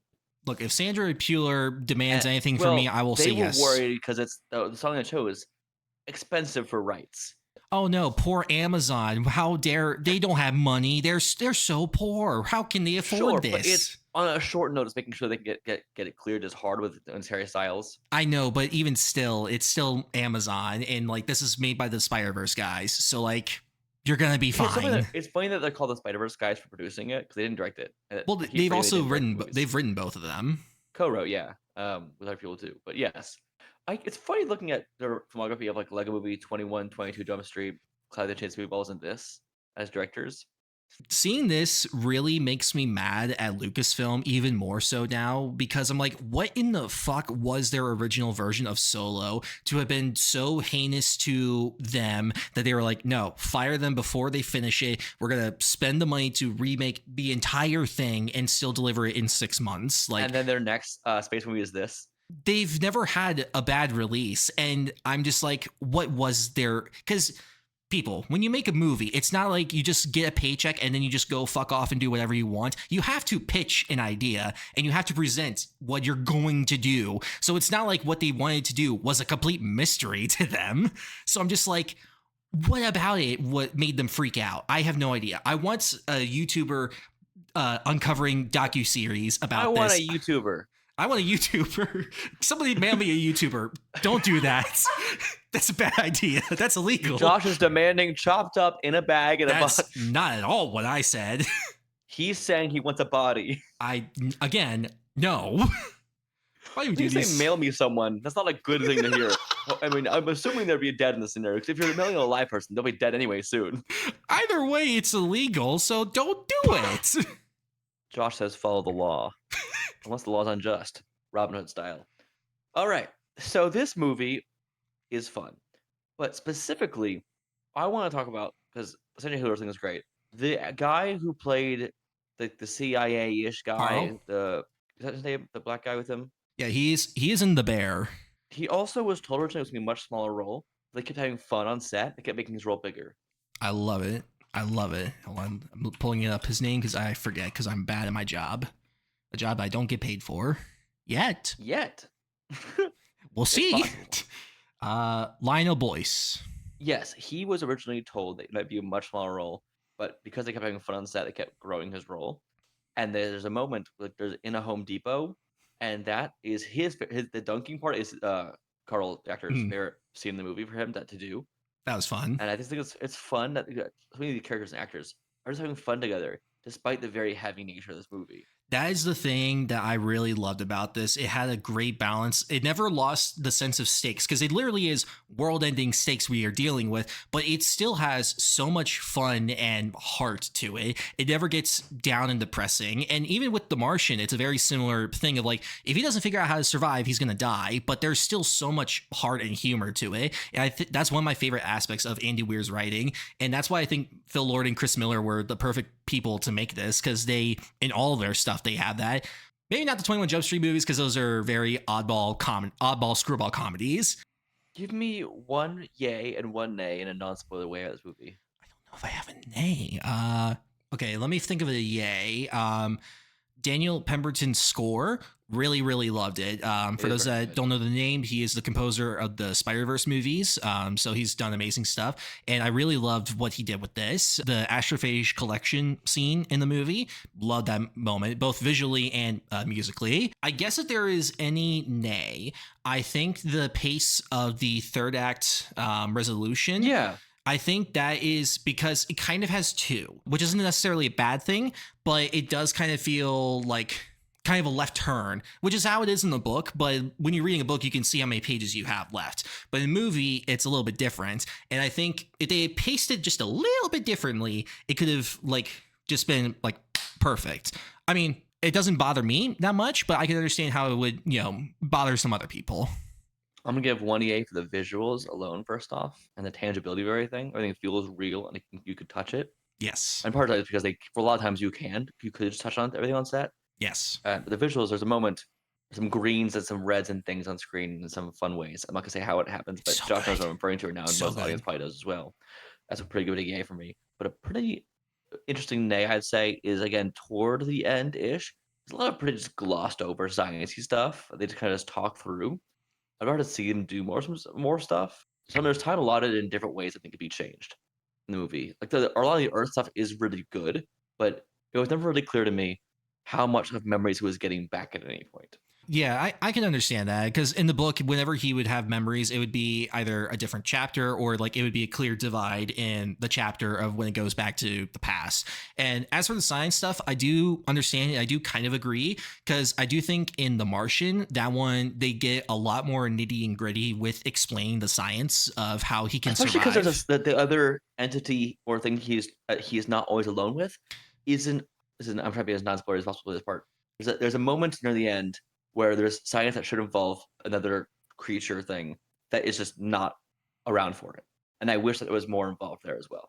Yeah, because the book does, for relating to those things, it does go into a lot more detail about it. And in the movie, just because there's so much that it has to do, it does have to condense some things. And it is 2 hours and 40 minutes. Yeah, there's a lot. But even still, like, I do think that just like a little bit, like, do similar what they did in The Martian of him talking to the camera, explain more about the specific sciences of it, just for the audience's sake, which is why they did it in The Martian. Instead of roommate squabbles. I do think that people have had problems in the movie with the timeline of things and not knowing how long things are in this movie or taking place. 'Cause I couldn't get a sense of time. But in my head, I'm like, is this years? Is this months? Like, it was hard to tell if things were days or weeks or months or years or however long they were at certain places or doing things for. I mean, book is kind of similar. They don't really give a whole time when he's in space. They don't give like a clear timeline of exactly how long things are. Probably like, I would say several months to a year. I would say. This is off the top of my head. I don't quite super remember. But then on Earth, it's several months. It is a good long while on Earth, but it's also a quick long while because if they don't figure this out soon, they're gonna die. Well, 30 years. It's still not a lot. Like this movie addresses the problem of time and space. Mhm. You can't just go back home. It's 11 years away. Yeah. You can't. That message you send will take a while to get there. They'll be able to respond. So you have to get this right the first. You get right one shot. Pretty much. It's a Hail Mary. Yeah, I really liked this movie a lot. I think I went out in this movie thinking it was 4 stars. And it might be like 4.5 or 5. I need to see it again to really some of my thoughts. But my issue with it, I think Ryan Gosling is really charismatic and great. I think at times the humor doesn't always work for me. Like, it always works in the moment. But I think as a whole, maybe it's not humor doesn't work for the story that we're going for all of the time. For me, I think it did. I don't really think there was any major moments. It didn't. Again, I still need to see it again. I want to see this many more times. I hate you, Mario movie, for taking this away from IMAX. I hate you. I get it. No, shush you. Bad. I'm not a dog. Shush, bad. But in the book, I think that they balance it very well. It's very weird for me to constantly compare it to the book. I never do this. It's just strange because yes, you do. But whichever thing, you compare like Last of Us show to the game. That's fair. If you know source material, you always compare it to that. Like me, it's musicals.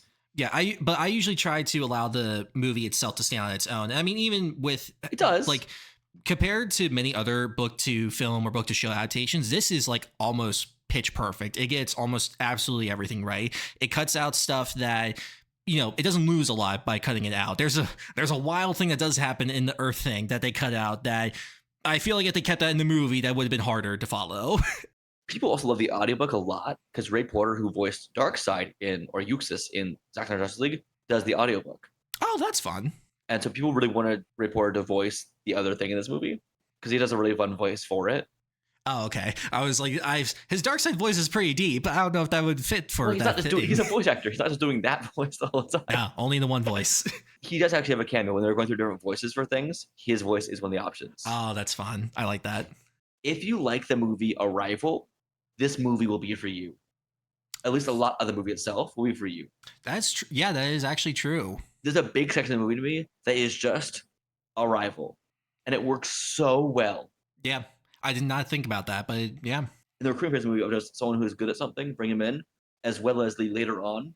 There's many moments and sequences about communication that are very Arrival-like. That's not a spoiler at all to say that. It's a lot of those movie, like I'd say a good 30, 40 minutes of the movie are like a lot of that movie. So you should definitely, if you've seen Arrival, like we come into this with that in mind. I will say we get probably more communication progress in this than we do in Arrival, and at least in a way that we can understand as an audience. Yeah. I guess I want to get into spoilers, but also if you get up to a point as Josh where you can say things are still non-spoiler enough, maybe you can just edit back. I don't know. But there's things I need to talk about this movie that are really just heavy in this movie. This is one of those movies that it's very hard to talk about without getting into spoilers because there's a very big element to it that is fun to know. I'm gonna say in a broad strokes way that because there's like love or death, very based on the movie, like the first few scenes we learn in this movie, the very first few scenes, that the son is dying. That's like not a spoiler. So that's what's happening. Yeah, that's the base premise of the movie of why he's in space. Yes. And it's okay. How do we solve this? What's going on? And I think that's really fascinating because in real life, like our son could die out. We don't actually ever know when it's going to happen, but maybe someone does. Like maybe there's a team right now working on a problem like this. We would have no idea of knowing. That's true. And I think that's really fascinating. I also love that in this world, the world works together for a bit. That doesn't happen a lot in real life. Well, to be clear, this is all the science nerds working together. They did address that later on. That if things went wrong, the world would not work together. Yeah, this would not go well. I do like it does keep reality in check. Like as nice as it would be to imagine all the countries of the world working together to solve this crisis, eventually it would kind of get to a point of like survival of the fittest, essentially. Uzbekistan, Turkey, Jamaica, Peru, Germany, America, all together. Nope, doesn't happen. I just want to say Uzbekistan again. It's a fun word. All right, so let's get into some spoilers here, Josh. Man, Ryan Gosling, I'm sorry. Great performance. I loved it. Amaze. I want to talk about James Ortiz physically playing Rocky on set. Loved it. Great choice. Because you seen any behind the scenes footage? I've seen some of it. Like it's a very smart mix of using a practical puppet and then using him like moving the ball around, but it's him doing it. So even if the Rocky creature isn't in there, he is still there. He said before also that even when there's nothing on screen at all, he will act the scene with Ryan. Smart. Very because smart. That way it's completely them. And it was just him doing his voice. And he did it robotically, like Rocky or Grace. And like that was just they added very little of that to they added almost no effects to it. That was how he was talking. Cool. It's just fun because he at first they gave me too mechanical. I said maybe not that. Which is funny because he wasn't even planning to be a voice actor in the first one. He was going to be just the puppeteer and the acting for it. But they fell in love with his voice and they couldn't at a certain point could not hear anyone else doing it than him. Nice. Also, he has great hair. Have you seen his hair before? Oh, his hair is fantastic. It's so great. It's like silvery, wavy, and poofy. It's great. Very coiffed. I really love the idea of him bobbing this ball around everywhere and just making it like in a very mechanical way. And then what they do is when it stops, they have a place for it to stop. He puts it down there. There's a hole in the floor. Then they put a puppet inside him. Oh, that's fun. That's so cool. I love that. I just love this idea. I love that they improv back and forth a lot, apparently, on set. Like, you can feel it. Rocky hate Mark. That was great. I love that. Which was Ryan Gosling's friend Mark, was just on set. So he threw a line at him saying about how his ex was named Mark. And then, of course, James just ad-libbed Rocky hate Mark. That was great. To get a laugh. That's a great moment. As I was saying about Arrival in the earlier section, I really love the detail of using diagrams first. Physical things we can figure out. The making a model of a social, like a kid would make of our social system, and going, that's here, that's me. Yep, that's so fun. It's very fun. The way that in the book as well, I assume. Yeah, in the book, Rocky is exactly as he is in the movie. He's like this rock type, like almost spider like thing. That's entirely. I know he has rock. Clothes in the book though. You see, again, it's been a while since I've read it. But I think he does. Where's your clothes at?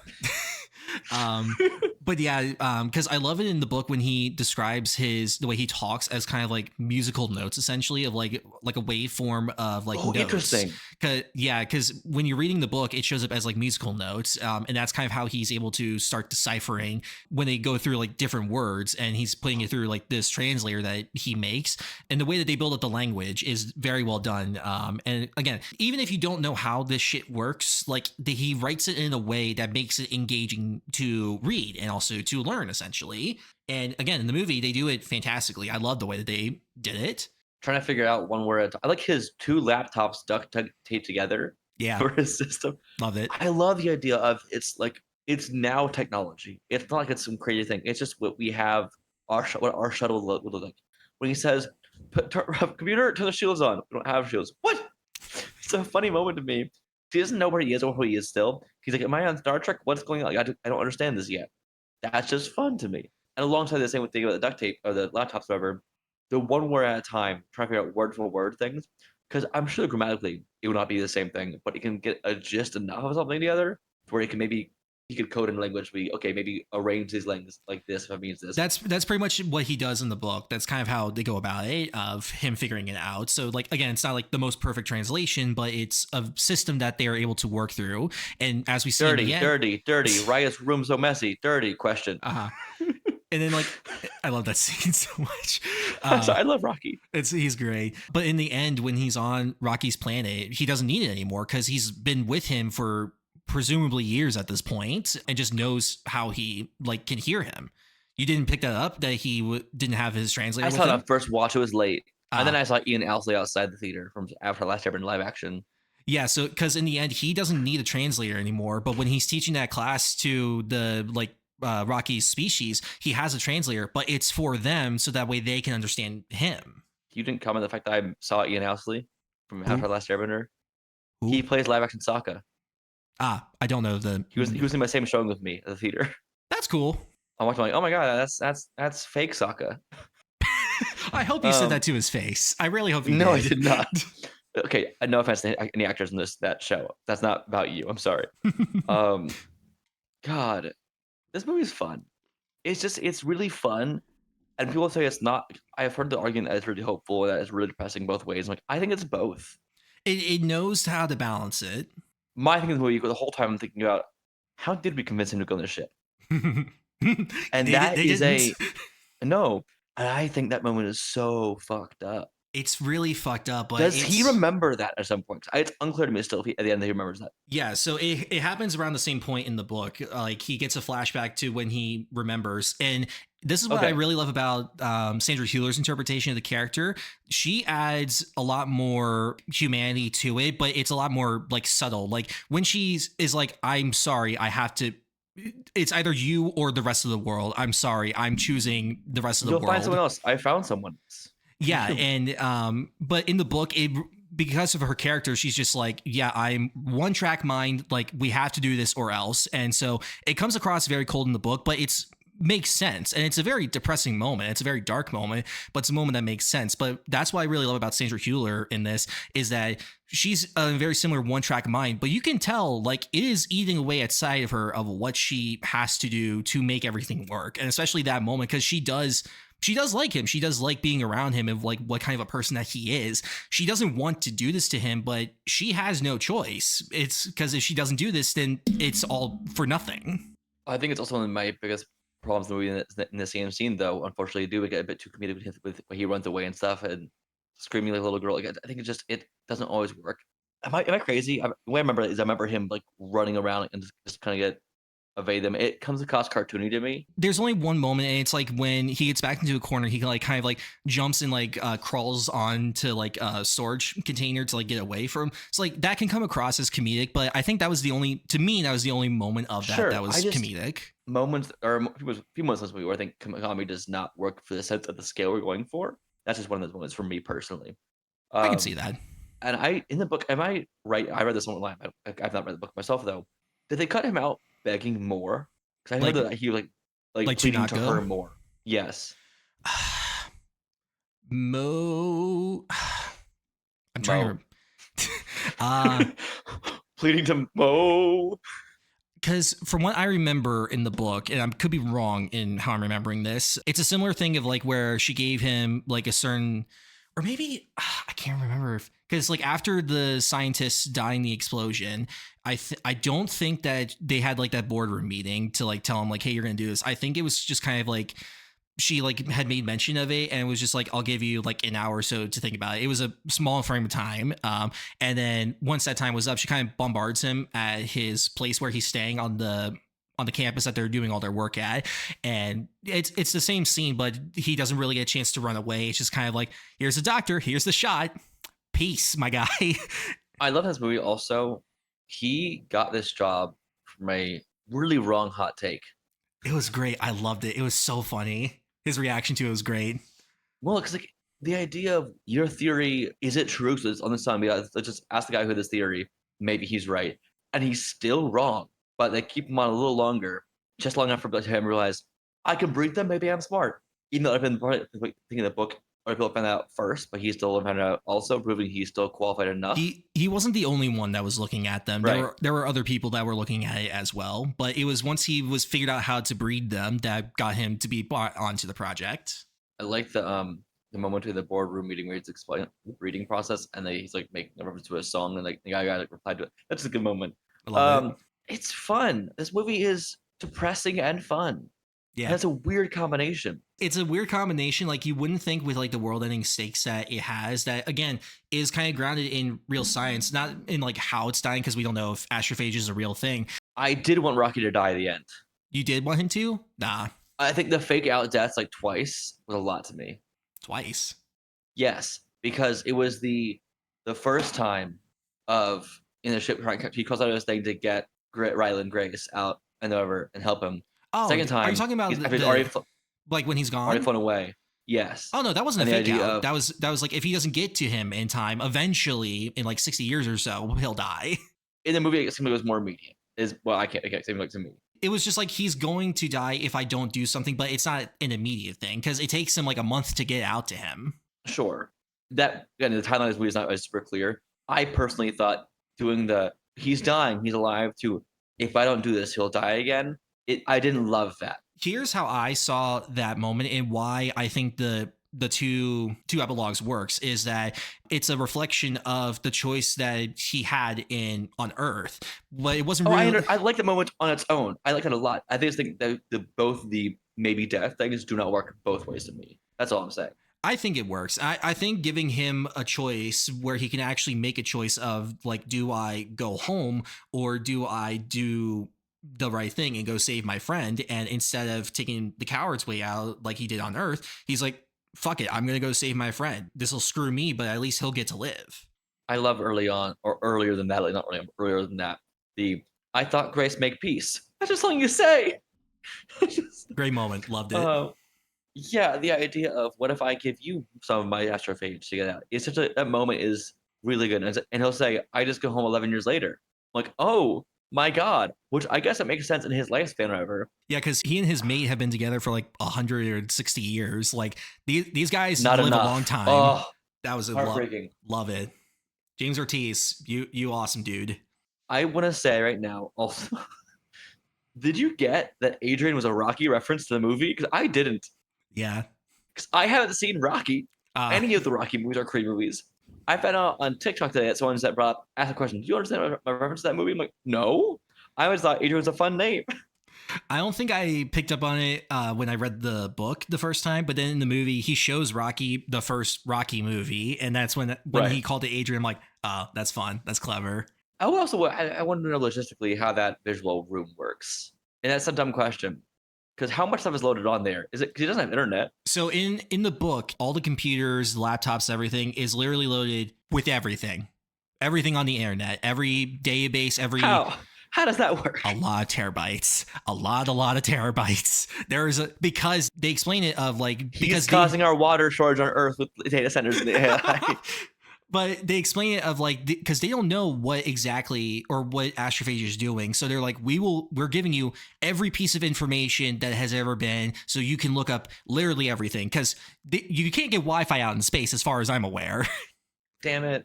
Should be good signal though. It's pretty high up there. They're 11 light years away. They need a really big tower. It's way up there. Yeah, I think that this movie is good. I have a yay for this movie. I fucking loved it. It's amazing. It's not my favorite sci-fi movie of all time, but it's probably top 5 for me. Like I love everything that Lord and Miller did with it. I love the practicality of everything. I love Greg Fraser's amazing. Do you count Star Wars as sci-fi or space fantasy? I'd say more space fantasy. For when I say sci-fi, I'm more so talking about films like Interstellar, The Martian, stuff like that. Gravity would be another one. Movies that just add elements of fiction to our already science existing. Yeah, because like an alien, we don't know if aliens exist or not. But that's a whole other topic for another day. I think we do. I think it's like no, we can do a whole thing about alien stuff, but we can do a whole thing. But that's kind of what I'm talking about. Like if it has elements like that, but it's not necessarily the focus. There's enough realism, I guess. Like that's what I'm more talking about. Andy Weir took time to always research real topics of science every time and get things as close to right as possible as a snapshot of when it was created, at least when he's writing. Because like 2013 or whatever, when the Martian came out, because I believe before he started writing, I think he was an engineer of some kind. I don't know specifically what kind of engineer. So for the Martian, he got a little mad after the movie or came out, or because he wrote the book with the whole thing about getting water on Mars, and then a year or so later, they found out there was a lot of water-based ice underneath the surface. Mm-hmm. So he didn't need to do all that stuff for it. He could just like dig a bit, and we could do a different system for it. Well, I heard that like his biggest frustration when he was writing it was just like, he was like, yeah, windstorms on Mars, they would not get that bad. But I kind of had to do that for the book. And he was just, and I love that he's like, man, the one detail I had to make up. And then of course, like you said, things will change. Of course, science will change. Astrophage might either become real or not real. We don't actually know how aliens will work. Well, if it becomes real, we know how to solve it. Fishing on a planet 11 light years away. But the idea is he's writing with a snapshot in mind of at 2021-ish when he wrote the book. That's like this what it is. Science is real enough at the time. Things change. Science, we learn more from things, etc. That's really interesting. I like that mindset. Yeah, that's what I loved about the way the book explains it, because they don't really do it in the movie, but things like when they're talking about like in the book, the things like the arms, the medical arms to like kind of bring them out of their comas, the scientists are just like, we've got a limited amount of time. We're trying to build robotic stuff that's never been done before. And like, they are not going to be 100% amazing up in there. So we have to put in every kind of safety measure and possibility of wrong to go with. And something in the book that is not in the movie at all is this idea of the coma gene. I don't remember the specifics of it. That's about that. Yeah. I don't remember the specifics of it, but it's like, I don't know if this is real or not even, but it's like a gene that would allow people to go into comas without becoming brain dead, essentially, because they had to literally put them under for years and then hopefully they'll wake up. And that's why the 2 other scientists died, not because of like their genes were bad, but it was just because random chance. It was like it was a certain percentage, like they would be fine. And the 2 other scientists on the ship, they weren't lucky. They just didn't make it. It doesn't seem to be like a real gene. Josh looked it up just now. Okay. I understand the idea of that in this movie. Like, he can add a little bit of fiction to it. It's fine. It's fun. It's a fun movie. I like Rocky. I like the idea of the argument that I know the book disputes this, but there's no evidence in the movie to dispute this yet. Because it could be separate enough, is what I'm going to say. Ryland's theory about the not needing water to create life could be true for Iridians in the movie, at least. I know the book that goes into that. They are still water-based, carbon-based life forms. I was going to say for the astrophage, that's the exact same in the book, that they are made almost entirely of water. I know. I'm saying, but I recall in the movie, the Iridians themselves being rocks could not require water. Is what I'm saying. I don't remember if he like looked into Rocky's like biology to figure that out or not. I don't According think to Reddit, he did. Okay, it's been a while since I've read the book, so Reddit doesn't ever lie, man. We know that. Bold take. We all know the news never lies. Great line. Josh, what's that from? What movie? It is from a Spider-Man movie with Tom Holland. Which one? Hold on. Night Monkey. I was about to say Far From Home. What? There you go. I know. You didn't have to say Night Monkey. I was picturing it in my head. I saw the image of him in Italy. And the news never lies. Yeah, I like this. I keep saying like I might sound negative at times, but I'm just trying to be like as objective as I can be for what I like and do not like about the movie as well. This is a movie that I think is very good at making you care. Like above all else, it makes you genuinely care about what's going on. And the fishing scene is a lot. And the idea if something goes wrong, no one will know, but the world will die. There's nothing that the stakes are huge for those 2. The Earth side stakes, those are gone. They're gone. They're already on this trip. They could just die here. That's it. So now it's kind of just he could choose to just do nothing and just dick off for years and then like, all right, I'm here.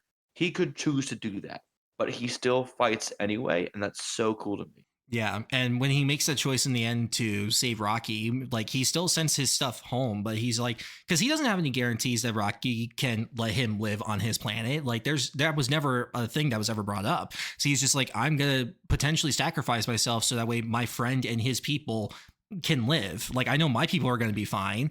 It saves a whole other world. Yeah, I love the ending. Ending is fantastic. It was such a cool ending. I will say, any other alien race though still seems fucked. Just saying. God, the boat on the shield helicarrier with on the aircraft carrier in the water. Just the small moments between everyone is great. And like saying, why are they all parting and dying? Like the world's like an end, or like they're sacrifice their lives. It's like people want to be happy and stuff. And of course, the actual sign of the song. Sorry, the actual song of "Sign of the Times" is a good song choice, Sandra. Good job. Yeah, that was a brilliant choice. But the scene itself is brilliant for just so many ways. And I really love it because that's not in the book at all. That scene is not there.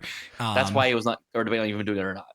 Yeah, but I think that it was important for her character to have a scene like that because we see a side of her that is never there in the book, and we see that humanity is still there. Like she wants what everyone else has, but it can only be for this brief moment of time. And it's it's so good. It's so emotional. I absolutely loved it. It's probably my favorite scene in the whole movie.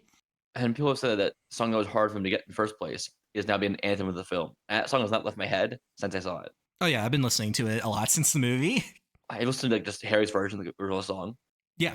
Yeah. It's a good song. Harry's a good singer. Good job, Mr. One Direction. Who knew? Rocky being the way he is, being a bad roommate, being kind of pet like early on, because they don't understand different cultures yet. Yeah, Is cool. it's so Messy, funny. messy. I love. There's one line that I'm shocked is in this because it's really funny to me. That James clearly I lived ugh, and it's in this. And it's just Rocky going ugh at something. It's so I wish I small. It's remember. like one brief moment, I wish I remember meaning what it that was. it was in the dirty moment. I think like Oh, messy, dirty, ew, ugh, and it's like that means that Ryland programmed ugh as an idea, yeah. like a disgust noise, like not word for gross. Just he wanted to have that human of just. Ew, which is just mean to yourself, bro. Just if he ever says that, I love it. I also think it's funny that when Rocky says his own name of Rocky, he clearly isn't saying his full name. He's giving himself a nickname version of it, but he's still talking. So he's not doing the whole sound effect and arm thing Yeah. every single time.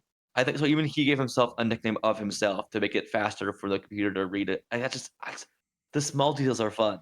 It's really refreshing also to get an alien story like this where the alien is not just like primitive and doesn't understand how things work, but like the alien is actually really smart, but in ways that we don't fully understand. But again, just through communication and through just learning, like they were able to get onto a similar playing field. And it works brilliantly.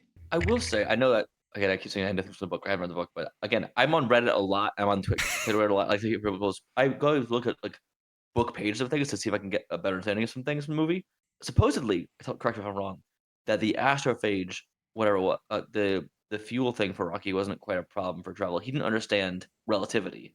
Yes, I think it I was think like it's mentioned in the movie briefly, but like, he really didn't understand it in the book more, and that would have made it. He seems dumber in the movie because that was not fleshed out enough to me. I think it was that, yeah, like the relativity was not something that his culture knew about. And it wasn't until obviously to get into space when they realized, oh, time is a little bit different up here. And again, that's because of like their gravitational pull on their planet and all sorts of things. And I like that it still keeps it it keeps it grounded of just like even an alien species that can do everything that they can do, they're still not going to have all the answers. And like just like we don't have all the answers to potential other alien societies that could I like his exist. action figure. I love that. That was fun. I love the idea of a confusing scientific thing of a physical gas that shouldn't be able to become a physical thing. The xenonite, whatever. Yeah. That's so cool to me Yeah. because our understanding of elements, of course, will be limited. We only know what's on Earth. We can't really fathom. I think all the time how you can't. Like if people who are blind, they don't just see black; they just can't see. They see nothing, and I can't fathom seeing nothing. Yeah. Like the brain can't do it. I can't fathom the idea of like not hearing is different than like hearing silence. Like there's just nothing. Mhm. And that's fascinating to me. How many other things are we in the world of reality? How much more reality are we just not able to perceive because our senses don't exist for it? And like this alien, he of course can see like Daredevil. He's got echolocation. He does. And he can see through walls and stuff. There's no privacy. It's pretty funny. The whole video of the little vlogs he has. He Like could I just can't be do anything. whispering ASMR, and Rocky would be You like, hear this? "What? Yes. Can you hear this? Yes." That was hilarious. I love that.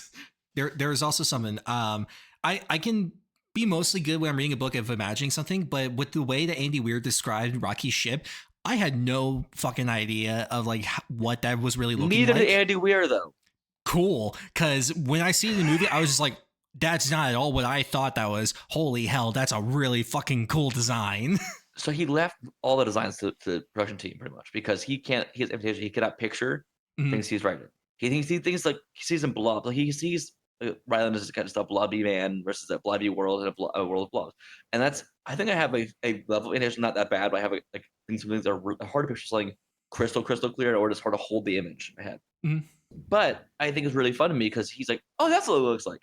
When he saw the movie a bunch of times over, That's cool. he had no idea what Rocky really looked like in his head until he saw it. Yeah, I thought when I was reading it that Rocky wasn't quite as blocky as he was. I thought it would be more pronged, like more spider like. So I really like the way Like that they designed look him up in a this. peacock spider. Because a peacock spider, I think that but more rock like would be what I would probably picture when I think of a rock spider thing. Oh, that's interesting. Isn't that a cool design though? Nature's cool. Nature's cool and terrifying. Like if you saw it, you'd be terrified. Oh, for sure. I don't like critters of any variety. And it's so small. It's deadly. Tiny. Of course it's deadly. Why would it not be deadly? Everything is deadly out in nature. Stay inside, kids. Don't ever go outside. Smaller spiders are deadlier usually. Thank you for ignoring my pleas for people to stay inside and never go outside. Well, if they can't go outside, they can't go see the movie, Josh. Damn it. I forgot. Outside is where the movies are. Damn it. And remember, heartbreak feels good in a place like this. Okay. You know what time it is, Josh? Sure. What is it? What time is it? Time for 2:35 a.m. Super Weird Stories. This is about a character who I think you might know my name. I do? I'm hoping you do because it's way fun. It's just funny. This is a character. You might know at least one of his two names. Here's the image.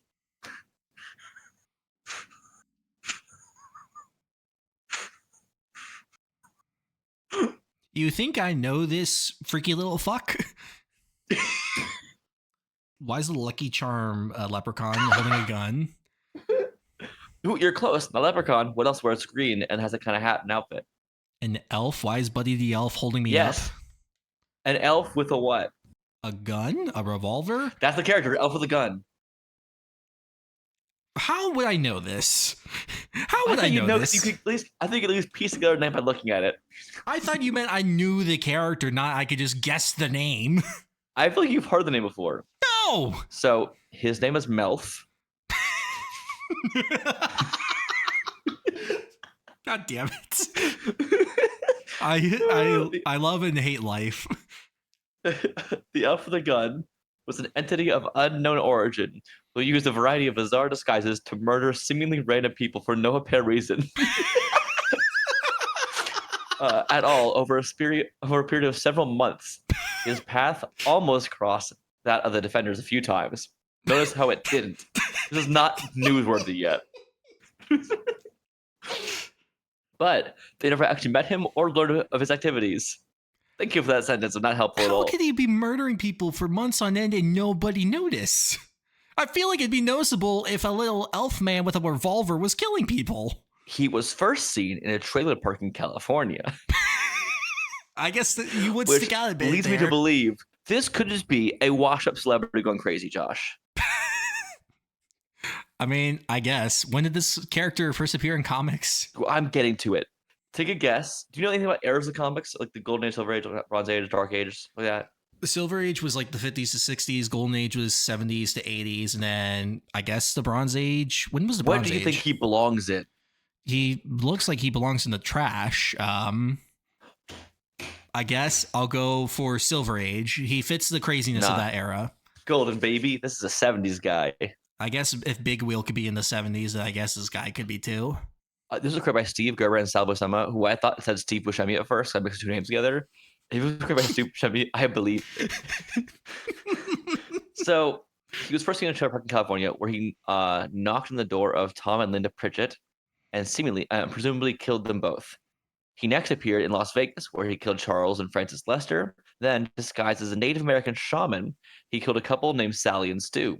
And finally, he killed an unnamed female protester of a film in a nearby public bathroom after she took shelter there to escape from the Hulk, who was rampaging outside of the theater. Imagine you're like, oh, phew, I escaped the Hulk, and then you just turn around, there's a little green man with a revolver. And, okay, the elf, whose name was posthumously revealed to be Melf, was eventually run over by a truck before his motives could be established. Ready for it? What? Sure. Ready for more? Hit me. Later, his nephew, Ralph, apparently carried on his mission. What is this mission? What is this? Just to shoot people as an elf costume? A subsequent claim that the elves with guns were agents of the alien tribunals, and that Melf's murders were part of an elaborate scheme to restore the cosmic balance and stop a universal catastrophe, was eventually revealed to be a hoax. Great.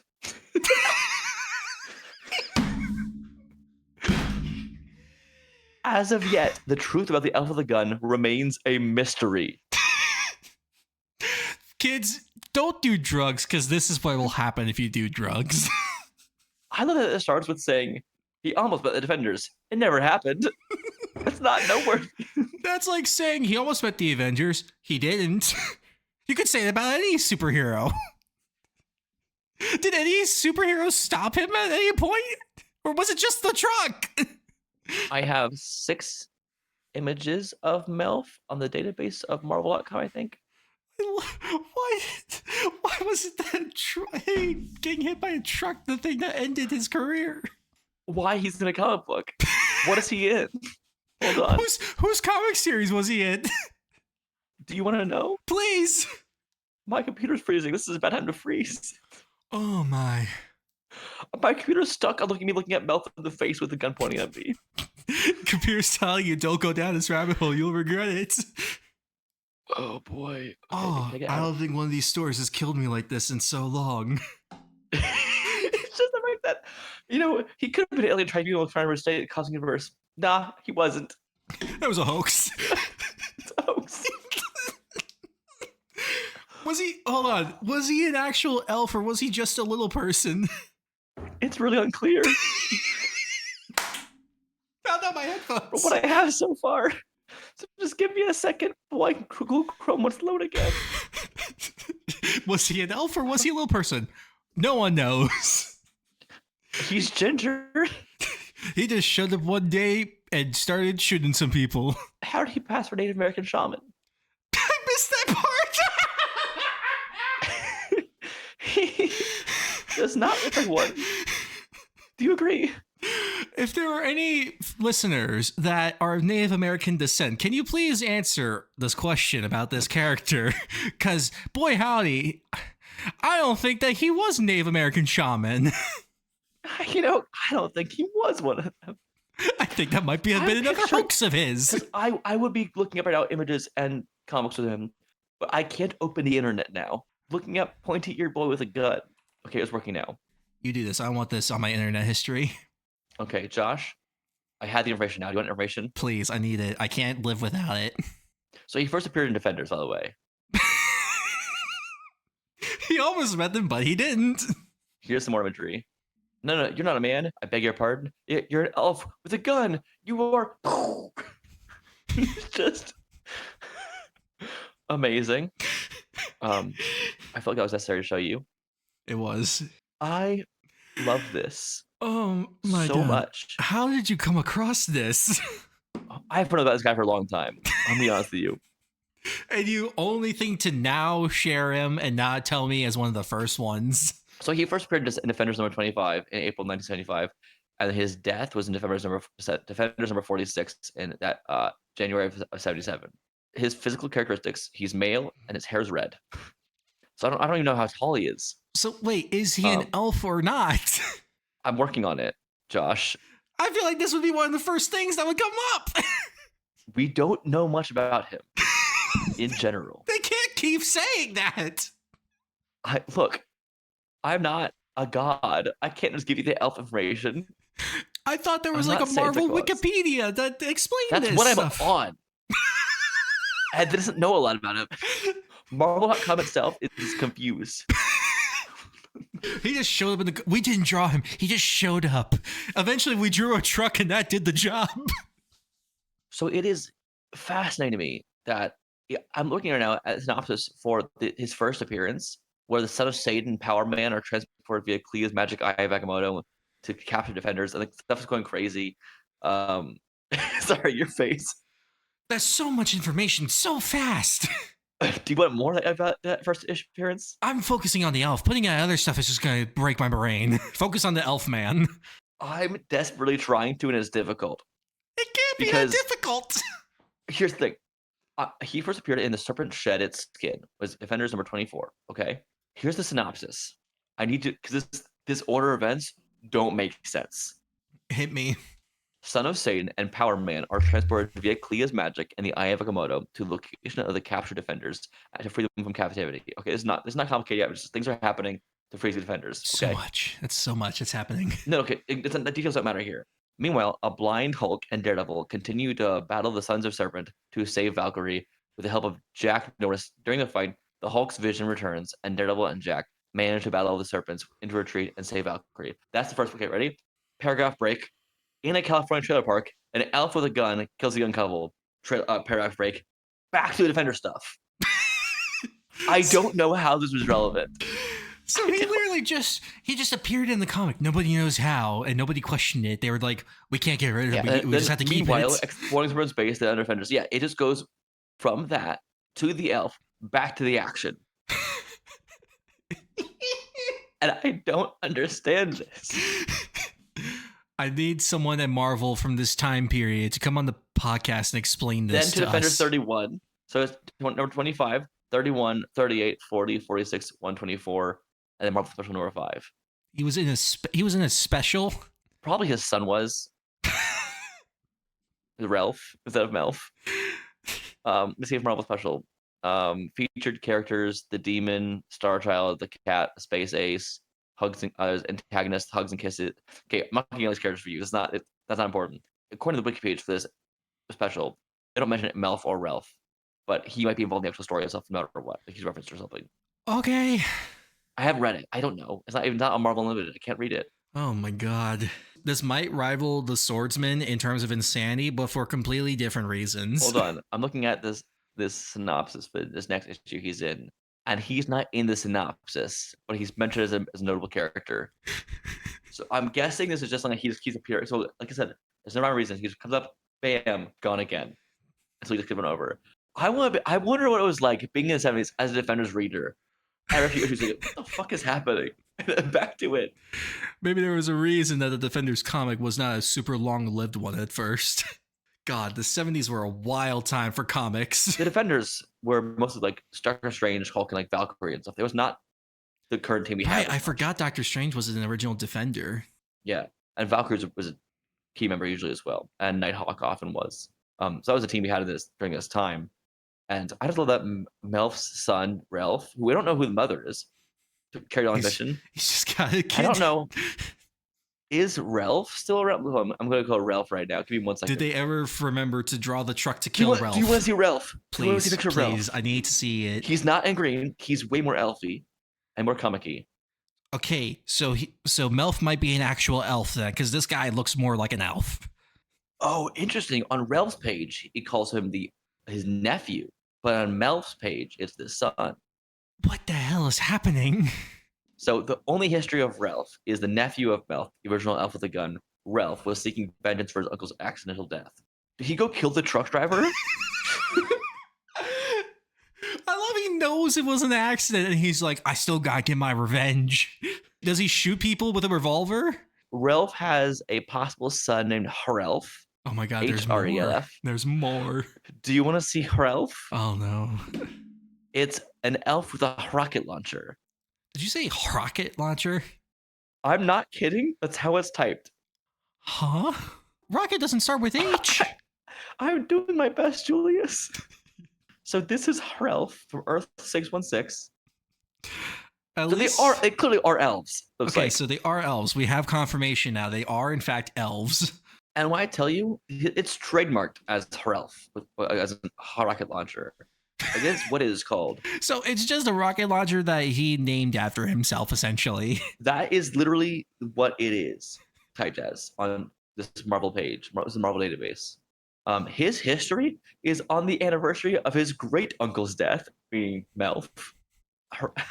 Ralph used his soccer demons to distract Reptile and his friends so he could begin destroying all trucks.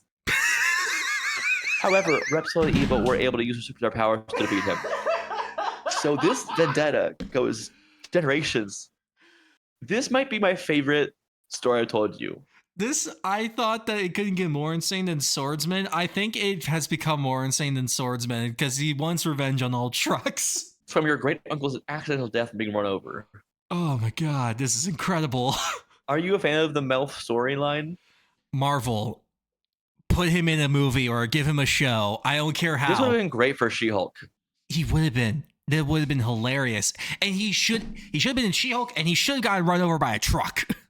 Honestly, if we get to have a Defenders board again kind of thing, add in the elf with a gun.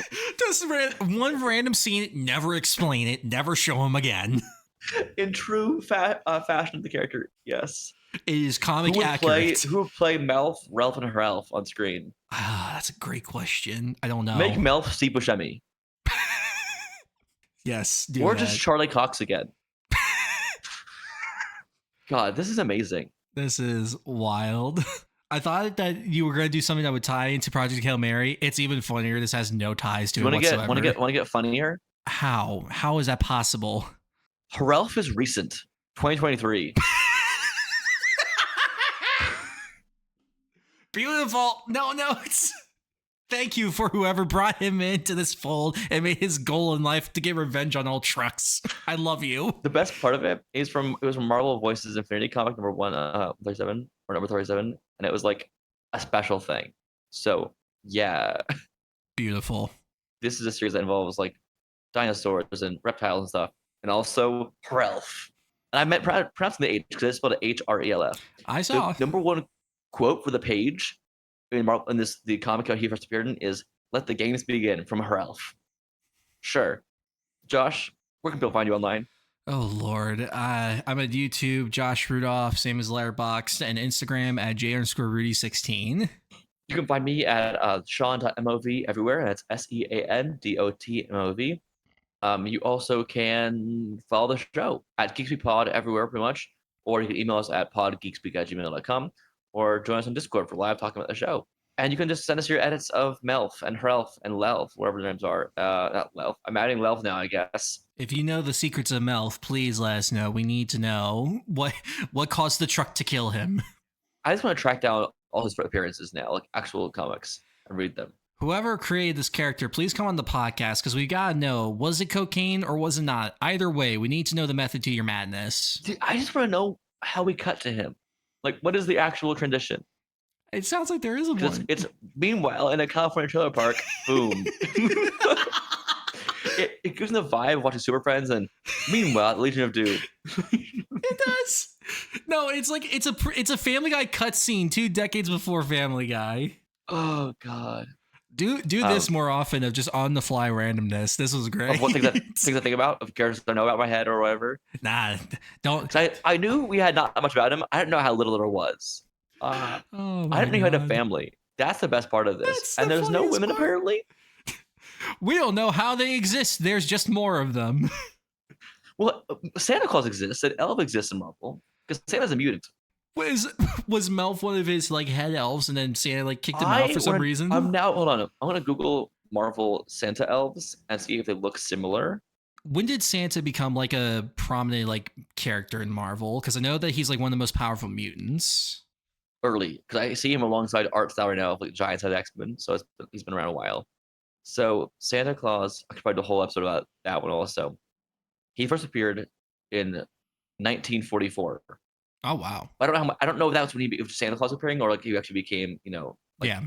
So I can't tell you really how much he's been involved. I can kind of confirm that the elves at least wear green with him. So I'm headcanoning now that Melf was a rogue elf. So what you're saying is we need to create Melf's origin story and we need to make this a reality. What if we make a short film, Josh, about Elf with a gun? Like you and I just like, as a fun parody thing. I would enjoy that. I'd enjoy writing like a little short about Melf. Oh my God. We intercut edits in the Defenders show and then cut to just Melf. Just take existing episodes of Defenders, just randomly cut to. Beautiful. I would love that. Anyway, so you can find the show, email the show at podgeekspeak@gmail.com. You can join us in Discord and have a great time today. If you did skip ahead to the end of this and did skip past the Melf part to the outro and are really confused right now, I apologize. Please go back. The Melf part was fun. You gotta listen to it. You gotta listen to the crazy man with the gun that gets run over by a truck and has 2 nephews, one that gets revenge on all trucks. With the big Melf style hug, guys. Kabam. Have fun. Good night. Get revenge on trucks. Good night. The best part